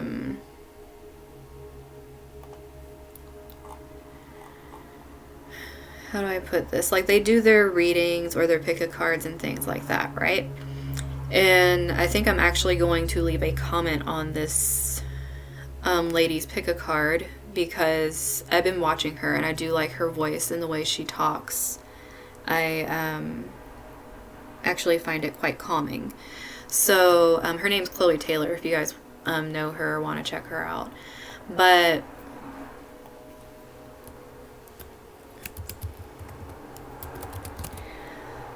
basically, she was doing a reading and things were really confusing her because certain things were coming through and even ancestors came through. And it just so happened to be the thing that I'm sitting here like I'm gonna pick that one. Like it's just I'm gonna pick that one. And like it was really strongly about ancestors coming out, and then they pulled out that she really specifically was like, okay, let's see, there's something is very strong here, and she pulls out the Six of Wands, which I've been getting the Six of Wands so freaking much lately. And she said there's a name coming through, which is Rose. That's my middle name, Desiree Rose. I have two. And she's like, there is a specific ancestor trying to come through here. And I'm just sitting there like, are you freaking kidding me? And it just so happened that my grandmother on my mother's side, her sister is named Rose. So she's like my great Aunt Rose. And I messaged her because I was curious. Do I have other people, that aren't here anymore, obviously, that I was possibly named after? And it turns out I have like what is it that she said? She had a whole list of what I had. It's funny because she said, hi, great niece. But her grandmother on her mother's side was named Rosalie. And then one of the daughters was also Rosalie. And then my great aunt was named to represent them. And then my grandma told me I was named to represent her sister. So I'm sitting here like, for real? So that was, I'm going to go right on her thing so that way she can see that. But she was like, this person wants to connect with you, light a candle, do something, talk to them. And I'm sitting here, I've been feeling really heavy. I need to connect to some ancestors, but I'm like, I have no links right now. I don't know what the heck's going on. I don't even know how to connect to some things. And then that popped in my head. So, yeah. Let's see.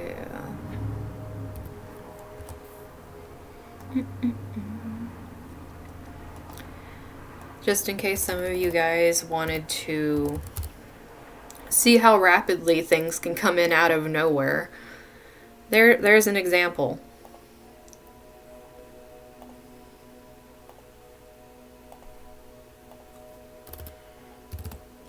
And I don't know why, but I love seeing 22s.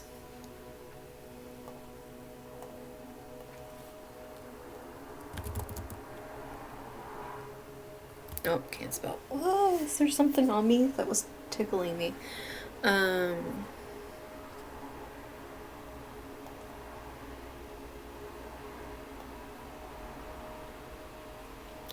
Okay. So this is Jupiter's chart. And it was Ohio, right? That we had going on over here.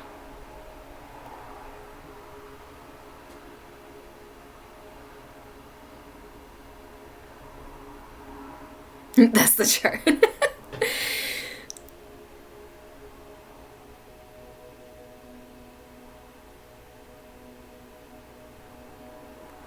Okay, so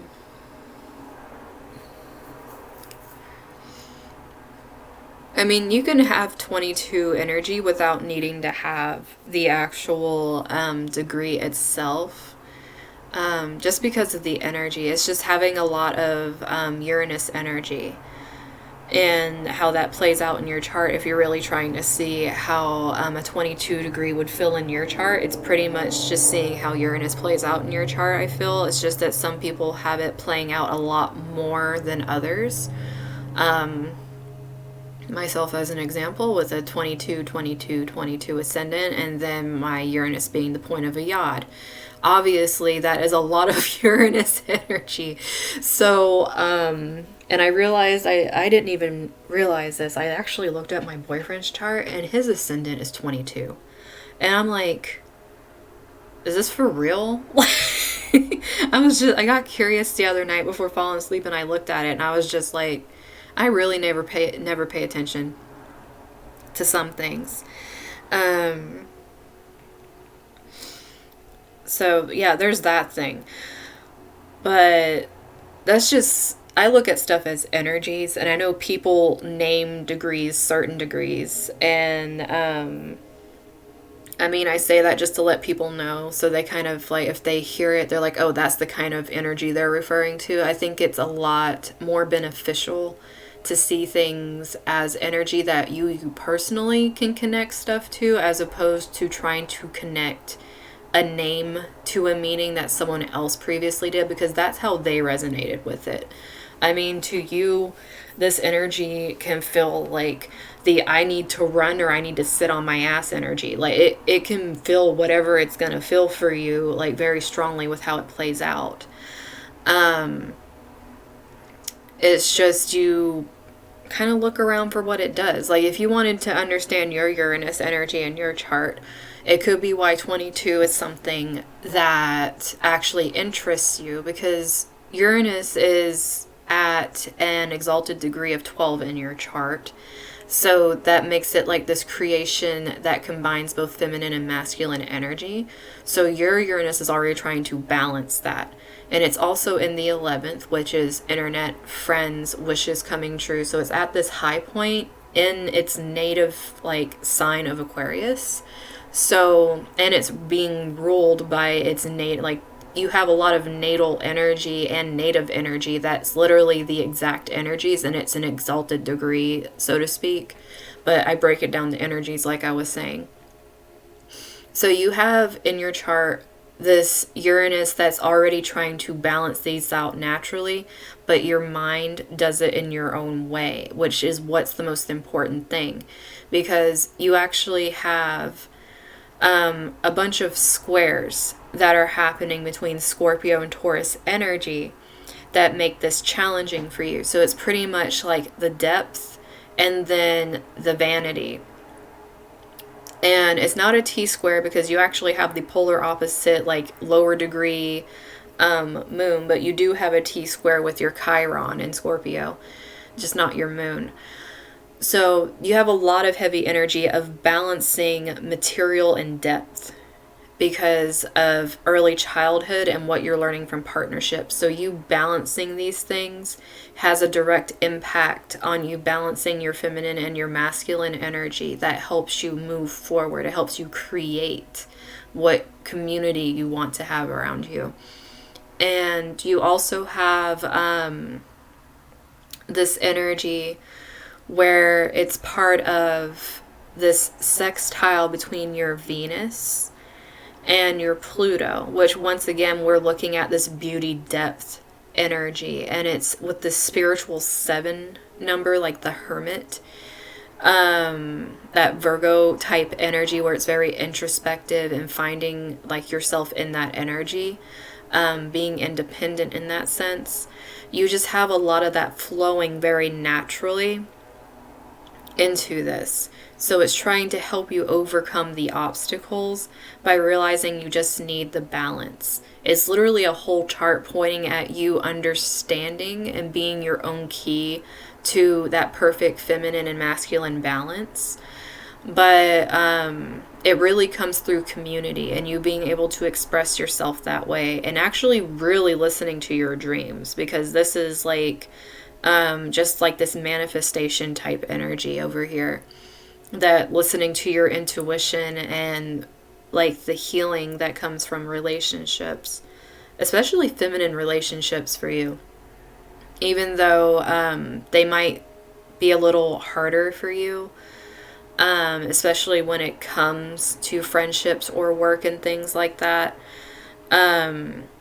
or even business partnerships. It's almost like those are going to be the ones that really teach you and help heal a lot of what's happening or what has happened. I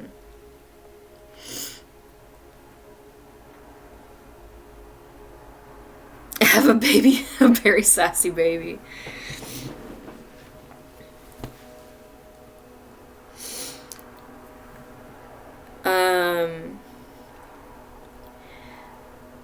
But yeah, this right here for you with this moon, because you actually are going to be, you're already in the yod with your north node, with Saturn, and Saturn travels slowly, and you have Venus. You have like kind of what happened to Rajan, where you have natal Aries and Virgo placements that are creating like multiples on top of the Virgo one.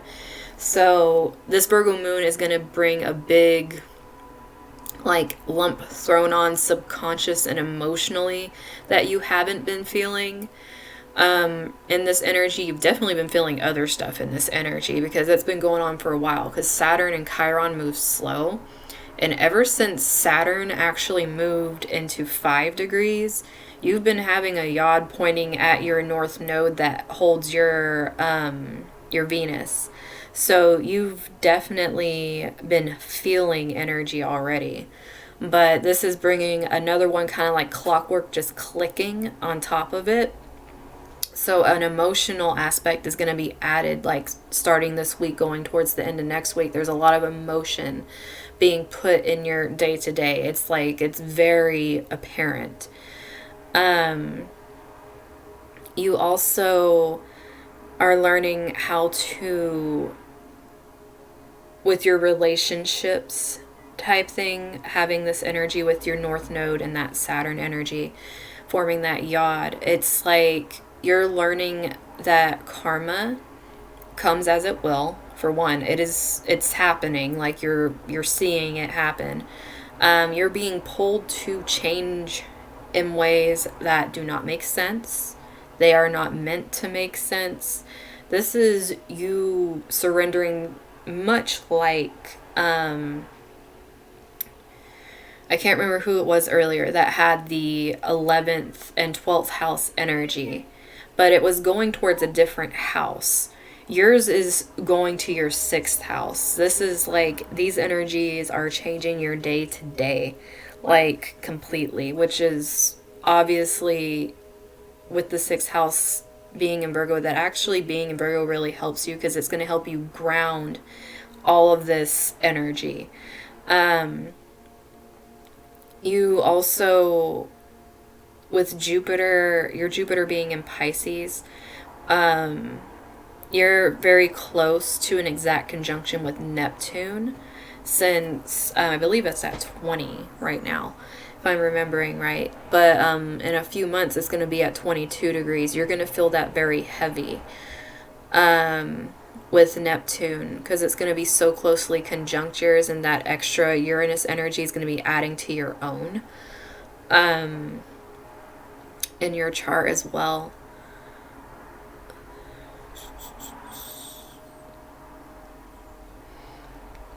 But yeah, until Saturn moves past 9, almost 10, because you have a late degree over here. So almost 10 degrees, like you're going to be sitting with that pointing in your 6th house with both Venus and Chiron and Saturn at your north node. It's just you're getting an added one with the moon that's transiting right now on Saturday. So it's like a big emotional buildup. But once that passes, that emotional bit will lift some. It's definitely going to be creating this energy with your, how do I put this? With your Virgo moon. Because you natally almost have a full moon energy.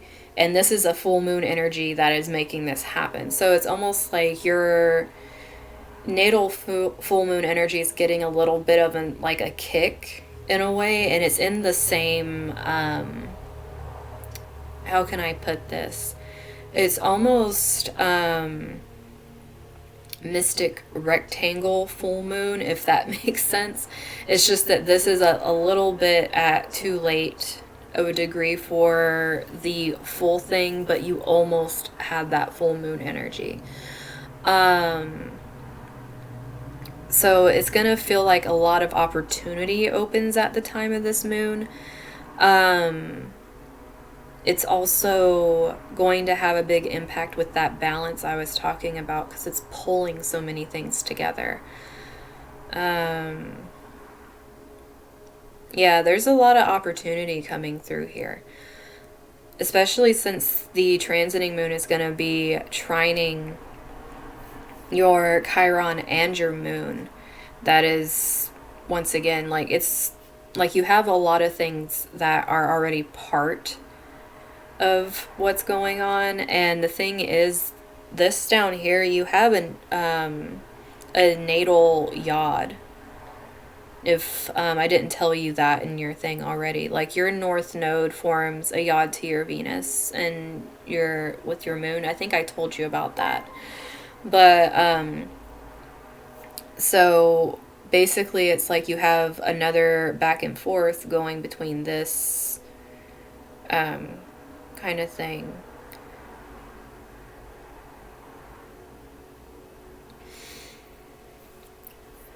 So you're just going to have a whole lot of that going on right now. It's like you're getting multiples added on, but all of it's really bringing a lot of impact in your 6th house. It's like 6th and 12th and 11th are really being lit up by transits, and the same thing's happening with 7. So yeah, it's pretty much like friends, relationships, and your daily life. It's like a whole lot of change just happening here.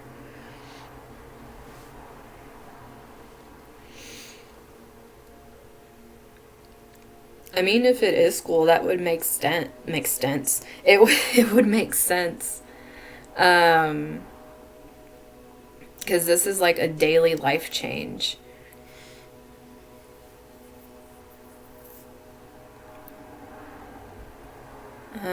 And your Pluto is tied onto your Venus, and your 9th house is ruled by Sagittarius.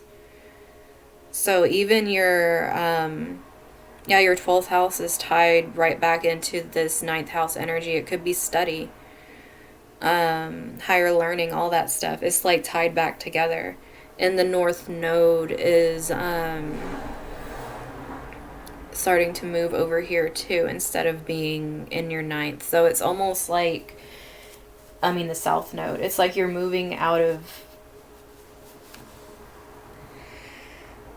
the need. It's weird because for a while it's almost like that South Node was making it feel like you already came from that kind of energy, but you're realizing that what you're coming from now was other people's power, and you're learning how to move away from that power, and more towards your own value and what you consider value, and being able to communicate it.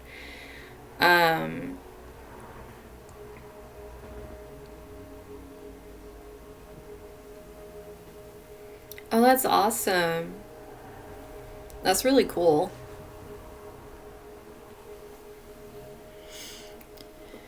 Um, there is a lot of internet energy happening for you in your house too, so it definitely wouldn't surprise me. You're welcome.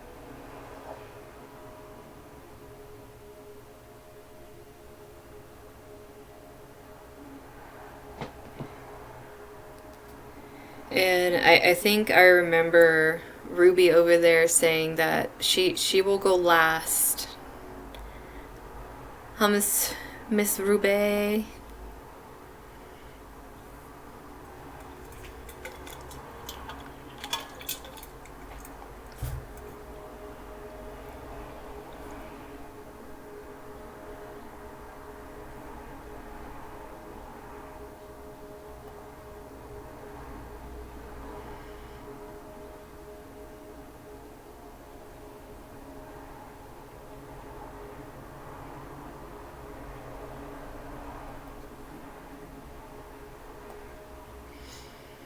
Okay, so as your moon's exactly 8. Oh my gosh, you're literally throwing a new moon at the full moon with your what are you trying to do? Like Wonder Twin powers over here? It's like you almost got this natal new moon. And it's like, you know what? We're going to make an actual new moon, because that moon's at 8 sitting on your moon, and it's like we're going to double up that new moon power and just throw it at the full moon. Just screw it. We're going to throw it completely at the full moon. We're going to see who wins. But this also means that you got another yod. Instead of it being a full moon yod, you literally have this energy of a yod going to a new moon. Like it's like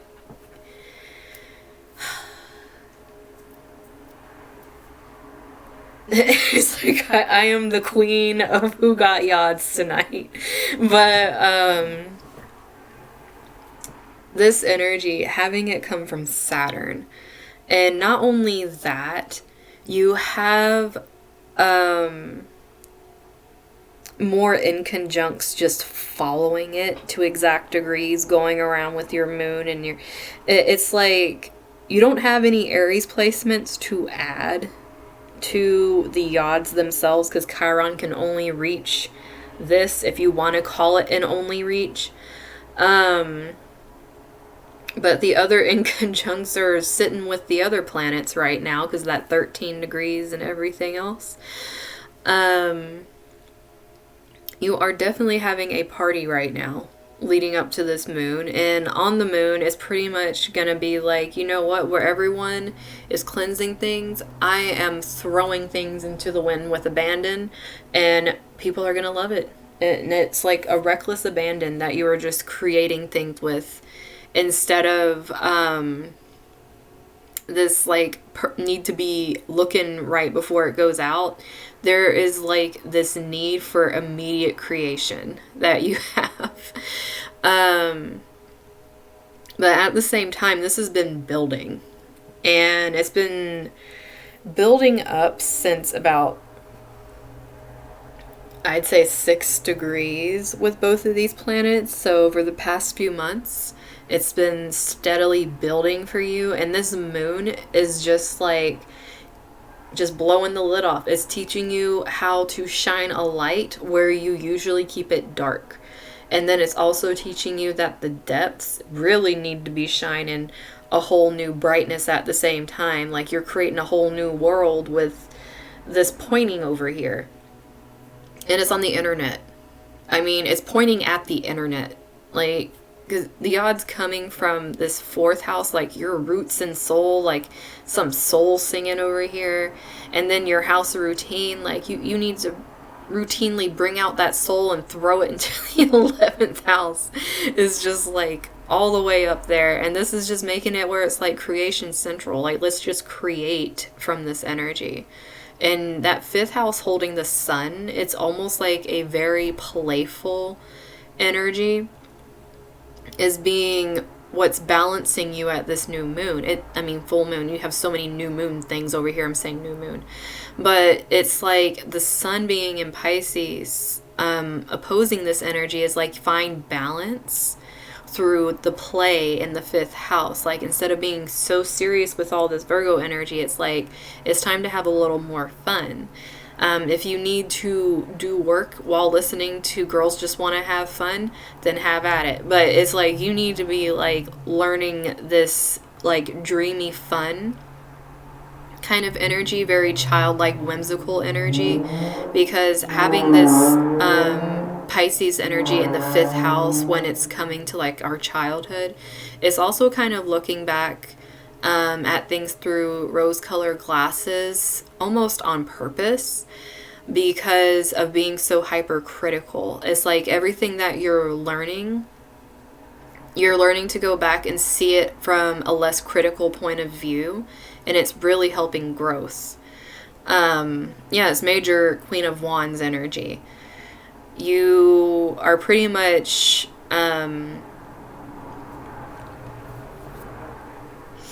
it's like I keep wanting to say hijacking, which is kind of funny, but it's almost like, in a way, it's like instead of the best thing that would work out for you is literally just taking this full moon energy and being like, like this was meant for me. And then the thing is, the moon itself is a very quick transit that's going to create this big new moon feeling energy. But this Saturn and Chiron pointing at your sun's going to stay there after. So this feeling that you've been like kind of like probably hitting a brick wall when it comes to creativity a little bit, having that sun moving in and opposing your own sun is teaching you to find that balance that you need between like the fear and the ego, and being more in love with what comes from that childlike space. Which is all very Wands energy too, if you think about it, because that energy is much like the creative and having fun and like the entrepreneurship, all that kind of stuff. And I think the fifth house is that, isn't it? I can't remember. I think it is entrepreneurship or something like that. I could be forgetting something, but I think it is. But it's like you being able to use this new Pisces energy, especially because you're going to have Venus opposite in Pisces as well. There's a lot of balancing that you're going to be getting from this.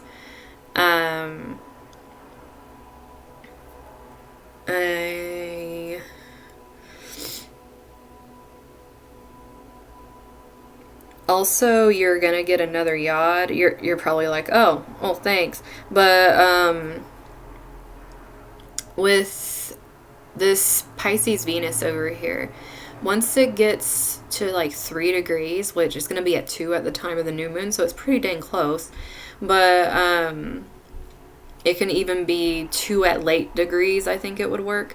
But yeah, more yod party for you. But once Venus for sure is at 3 degrees, and the whole time Venus goes until 7 degrees, you're going to be having a yod from Uranus and Taurus in the 7th house, pointing at your 12th house Venus, and then your 5th house. So it's like 5th and 7th house pointing at your 12th. So it's like these friendships, partnerships, could be something romantic, because the 5th house is romance. I mean, who knows? Rube could be getting a bae, but 5th house is romance, and it's Venus that's making this yod to your Venus. That's actually kind of funny. If you get in a relationship or get interested in somebody, I'm gonna be like, oh shit. But this right here is going to be going on for a bit. It's as long as Venus is in those degrees. So from like 3 to 7, like I was saying. So a good 4-degree margin for how slow Venus moves. I can't remember how many degrees it moves in a day or whatever, but I think at least a week of it, right? If I'm remembering things correctly. At least. But it's gonna be like this feeling with the moon is gonna be really starting to amp that up a little bit. Because that moon's already kicking it off with the sun being at 8 and having that opposition to Venus, so it's already starting to feel it a little bit. So you're really heading into that territory, some unexpected 12th house territory. But this could also be some hidden talents. Oh wait, that's your Mercury. Ooh. I was singing earlier. In your okay. I'm just seeing. I'm surprised you didn't say something, Ruby. But that is actually really interesting. You just passed a yod, actually. Talent bae. Yeah, you're gonna find a talent bae. That actually makes a lot of sense. But because your Mercury's in here too. It's like I was saying with that singing, like that roots energy, it's really going to pick up. Like this creation thing that you have going on is really going to pick up and start changing into some things here, especially since Uranus is very unexpected. This could be like random business partnerships. It could, like I said, there's just so much popping out here. I swear if, like, something happens with the relationship and you don't tell me, I'll be like, what the hell? Because, I mean, this is in Taurus, like, That's Venus energy. And then Pisces, that's that unconditional love with Venus energy. And then you have Venus in your 12th house and the things pointing at your Mercury in your 12th house. But let's communicate with this energy.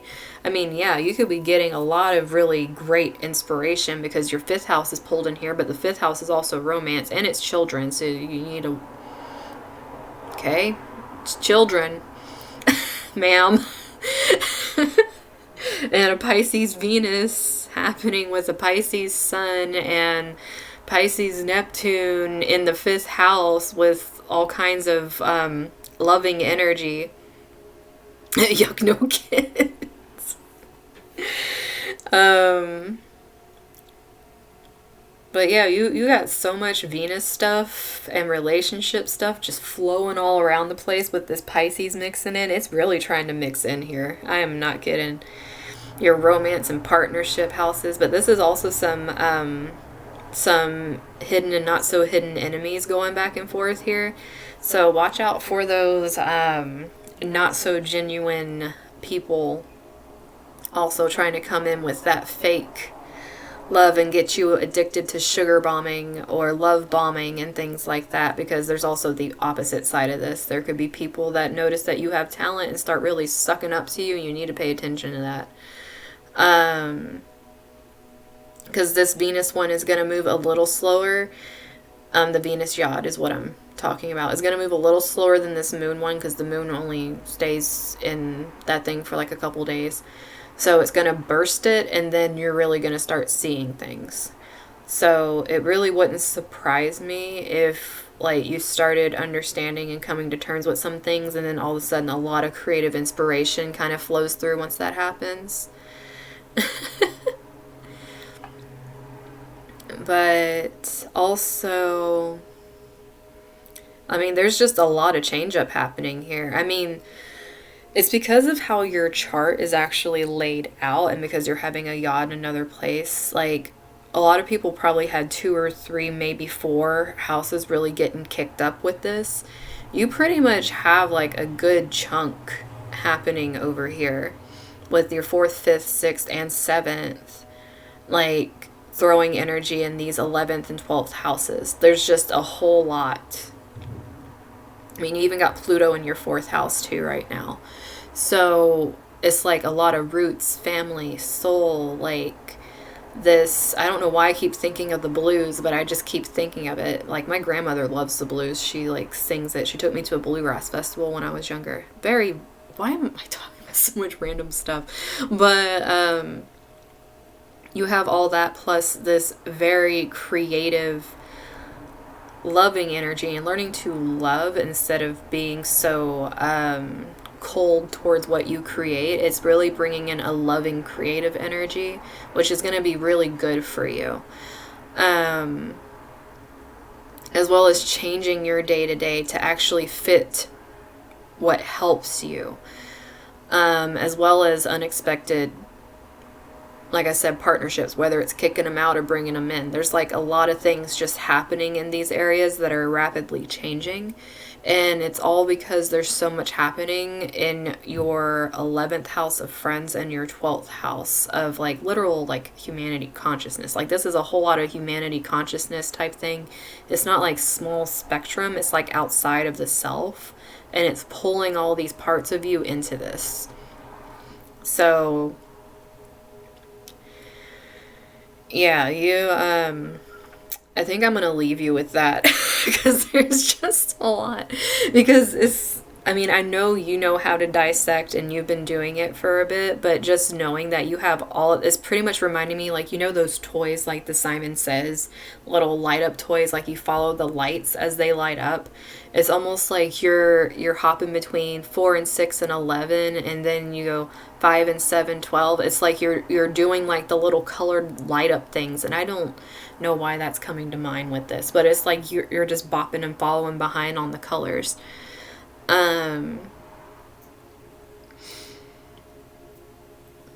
But yeah, make sure any dreams you have too, because that's something else that can come out with Yod energy. If you're having a lot of dreams, like while you're actually sleeping or daydreaming, make sure you're writing those down too, because they actually could be very beneficial for you, because you're having like this trine of opportunity, hope.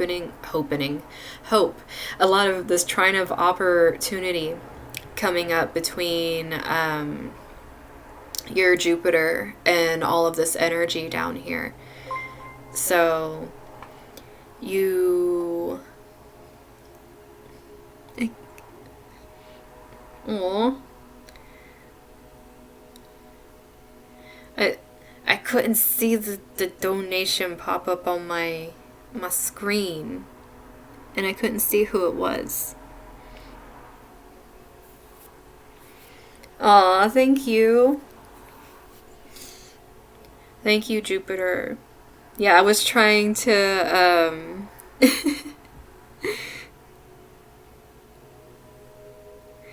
Oh, there we go. Okay, I was on a different, page over there and I couldn't see because I have a lot of, like, things up so I can show you guys the actual screen cap mode of this. You're very welcome.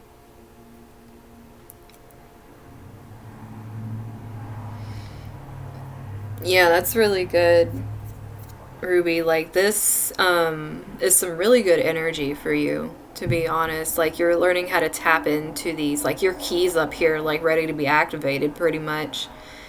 Which the new moon is actually going to be activating that. It's going to be giving you a mystic rectangle, actually, between these, because the moon's going to be at 8 degrees, and that is going to be 1, 2... Oh, you got quite a few, actually. This full moon is going to be a big opportunity for you, actually. Very big creative communication, internet, and this opening up a big spiritual higher octave side with this 9th house Jupiter energy, especially with Cancer. This is a feminine mystic rectangle with the earth and water signs. And you have multiple. You have it holding your Neptune, your Saturn. You have it holding the... I think it also might... like, some of them hold your Uranus. The earlier degree ones hold your Uranus with it. Because the thing is, since you don't have any Pisces placements, the moon is the main one doing a lot of this. And since yours is early, the earliest Capricorn degree you have is 9. Then you have to go by the trines by the 9 that it can connect to. Otherwise, it doesn't actually form the mystic rectangle. So you having, and plus the actual Venus plays into some of your earlier degree ones too. So since you do like looking into it, I mean, you could look into each mystic rectangle and see which ways are going to help you. Like, if it's with the sun, it's going to be more your creativity. If it's Venus, it's going to be more with relationship. It's almost like you can fine-tune your focus to what you want using those specific planets and energies. Let me know if that actually makes sense, because I can do an example of one of them if you want me to kind of see how to follow it.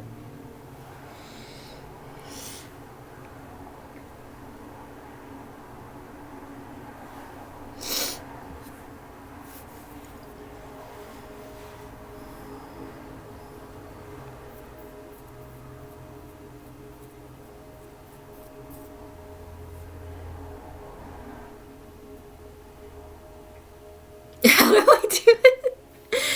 Okay, so we'll use the moon as the example. So the sun for this full moon is going to be in Pisces, so it's the sun that we're going to be imagining is sitting over here, right? It's at 8 degrees. So the sun itself is going to be forming a trine to both your Jupiter and your Chiron, because that's an 8-degree orb. And then what you look to in between is you want to see sextiles between the earth and water. This is how you're going to look for mystic rectangles. Now, we know both of these go with the sun. We already have a trine with both of these. So this fits because we know the 8 fits. So we know we have a trine between the sun 2 times, so there's 2 already happening. And then 13 actually fits this because 5 goes to 8. So there's another one going in between. So you're having this double back already of just with the sun being in Pisces, you're having at least 4 with just those planets. And then you bring in Mars and you actually have 5 because it does that with your Chiron. Now, you got to look at what trines over here. Your sun can go to literally all of this. So there is 3 that you can make out of these. And then both Venus, I haven't even talked about Venus yet because Venus, you have to jump all around this again. And then all of these can actually hit the moon, the sun over here. Like it can sextile this sun. And then these sextile this moon over here. So you just add a whole nother load for the moon that's sitting on your sun right now. It's like notes over here. So all of these. So you can count up how many that is, like going to each one. And then for the Venus, it's going to be everything between the 0 degree Pisces to the 10 degrees that you have in these. So these, all 3 would go in there. Your Jupiter would go in this one. And both your natal sun and the transiting moon go in this one. So all of those can go to Venus. So that's how many mystic rectangles you have between these. Just so you know that in itself. Now I'm going to take just one of them and show you how to read with the one. So we'll just take the sun down here because that's the creativity in the 5th house that's passing through. So we're going to connect that to your Jupiter. Dang, okay. We're going to connect it to your Jupiter, and we'll connect it to an easier one because this actually has 2 on top of it. Unless you really want me to use your natal sun for it, we'll just leave the moon out. We're not going to pay attention to the new moon you got sitting on here. We're just talking about the sun. So this sun energy, because once the moon leaves, you're still going to have your sun energy because these things don't move as fast. You're going to have this going and trining down to any of these. So we'll pick one. We'll just go ahead and let's pick your Neptune. Let's pick some wishes and connect some wishes and stuff in here with more Pisces energy. So the planets that we're going to be looking at are Jupiter, the sun that's going to be over here, Neptune, and your natal sun. So we already have 2 opposing suns. And this is, like I was telling you, the balance of the ego and creativity and inner child healing. Now, you're going to combine that with this internalized energy you have with your Neptune because it's retrograde in Capricorn. So this is that stifling energy that you hold inside you that doesn't really let you unbox your dreams easily. This energy is actually trying to help you with the sun shed a little light on how you communicate with yourself, how you talk to yourself about your dreams. So it's making an easy channel for you to see that and to start working on that healing process. And then having that sun going to your Jupiter is pretty much giving you like a beam of light showing you, hey, this would be a good way to use this to my advantage, expand what I know, my knowledge, possibly start a creative endeavor that actually is very intuitively guided because it's going between this Cancer and this Pisces energy. So it's very intuition based what you would create here. And then having the sextile between Jupiter and the sun going this way is pretty much like you're being given over here this channel, but then you're also at the same time being given an opportunity for the channel. So there's a big difference between just having a trine, but then having a sextile and a trine going to something. It's almost like it's trying to help you create an opportunity so you can use this ease of access channel. And this happening out on the internet is like, it's creating an opportunity to bring you all this good stuff with this sun energy, because you're lightening up on yourself. You're letting your dreams kind of seep out a little bit, and you're being a little more open about it instead of so closed off. It's in your third house. You need to be vocal and talk about it. You need to sing about it. I don't know how many times we got to talk about your freaking Mercury here. It's going to be a yod point. Just that in itself is just the trines and sextiles. You also have to look at the oppositions, because in a mystic rectangle, there's also oppositions. This one you can already see because your natal Jupiter and your Uranus show this opposition. So you already understand like kind of how your internalized view of your dreams has a direct effect proportional to what you do, to what you allow yourself to receive. Because even though this is abundance, you have to allow yourself to receive it. If you're constantly beating your dreams down and feeling like they're not worthy of the blessings, then it's imbalanced. It's not going to happen. This is a big learning lesson for you to have that self-healing energy for yourself in order to feel worthy of what's coming in. It's by balancing those that you unlock this. But you're also going to have, like I was saying, that sun opposition, the your sun and the transiting sun opposition, with balancing the inner child and the ego and healing through those aspects. So you being able to use just that is like a major, like, open channel to healing the inner child, bringing out creativity, and possibly making some money off of it, off of an opportunity that just falls because you did something. But it really cries for balance, like you needing to understand that balance and be okay with it. And since that's actually the yod point with the new moon that you have, this is like really pulling you to do something this week. I wouldn't be surprised if like you can't sleep Friday night going into Saturday morning, because the new moon's actually like at midnight for us, like at 12:17. So I wouldn't be surprised if you go night owl and you can't sleep for shit Friday night going into Saturday morning, and you're just like on this creative drive. This could easily be something that comes through and it like breaks a block that you've been having, and then you just do something. So if you're feeling really compelled to do that, that's why. This isn't like some little energy. You're having a new moon thing happening as a yod point. So allow yourself to listen to the intuition that comes from it and just create from it. But like I said, you have a lot more mystic rectangles than just that. So it's pretty much knowing each planet's energy, how the sextile trine energy works, and then how to use the oppositions and learn from them to balance those energies to pull it out.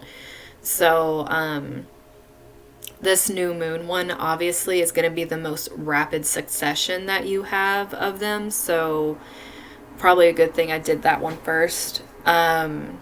So the other ones you have more time to kind of look over because it's going to be there a little longer. So just allow yourself to kind of learn these energies and know like the degrees. Like it's an 8-degree orb. You just have to remember it's not like the inconjuncts that are only 2 either way. It's 8 either way for this one. I know some astrologers even do 10 depending on how potent the energies are, how much of an effect it is. I usually stay with 8. But just kind of go round and round. You have a, like, even though you have a you can't sit with us chart right now, that Pisces is like making everybody like come together and like create some massive opportunity for you right now.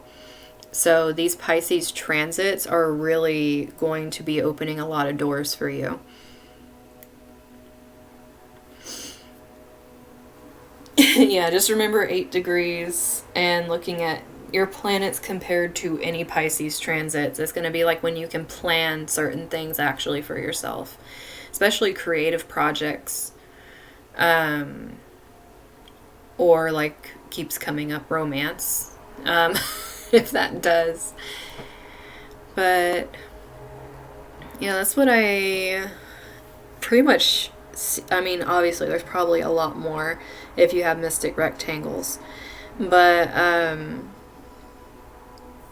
because like grand water trines and grand earth trines, you already have, I mean, you don't have them natally, but you have it with the Taurus Pisces transits. If you want to look at those two, you actually have grand trines as well that are very earth and water based as well. So you're having a very creative earthy year, but it's trying to create opportunity. It's not that heavy weight like it was last year. This is trying to create opportunities for you. You're welcome, hun. But yeah, I am going to go ahead and head off of here and get me something to eat. I probably need to change these things on here on my little elements thing. I gotta fix some stuff on there. But other than that, I need to splice videos too. There's stuff I have to do, but I'll get to it. Get some rest and go eat something. Yeah, I definitely will. But you guys take care of yourselves. I mean, I can't wait to see what you do, Ruby. It's like, I'm excited for you. I haven't looked at my chart this in depth. I just kind of skim things sometimes and think of stuff randomly. But you guys have a great night. If you're on Facebook, in the groups I'm in, I'm going to be live in both of them on Sunday. And then back on Monday for more tarot. And plus, you can always book stuff with me. I'm working on making the tarot classes. I need to figure out how I want to do that. But the astrology classes are already there, plus personal readings. I need to figure out how I want to do the tarot. But you guys, be safe, have a good night, and take care of yourselves.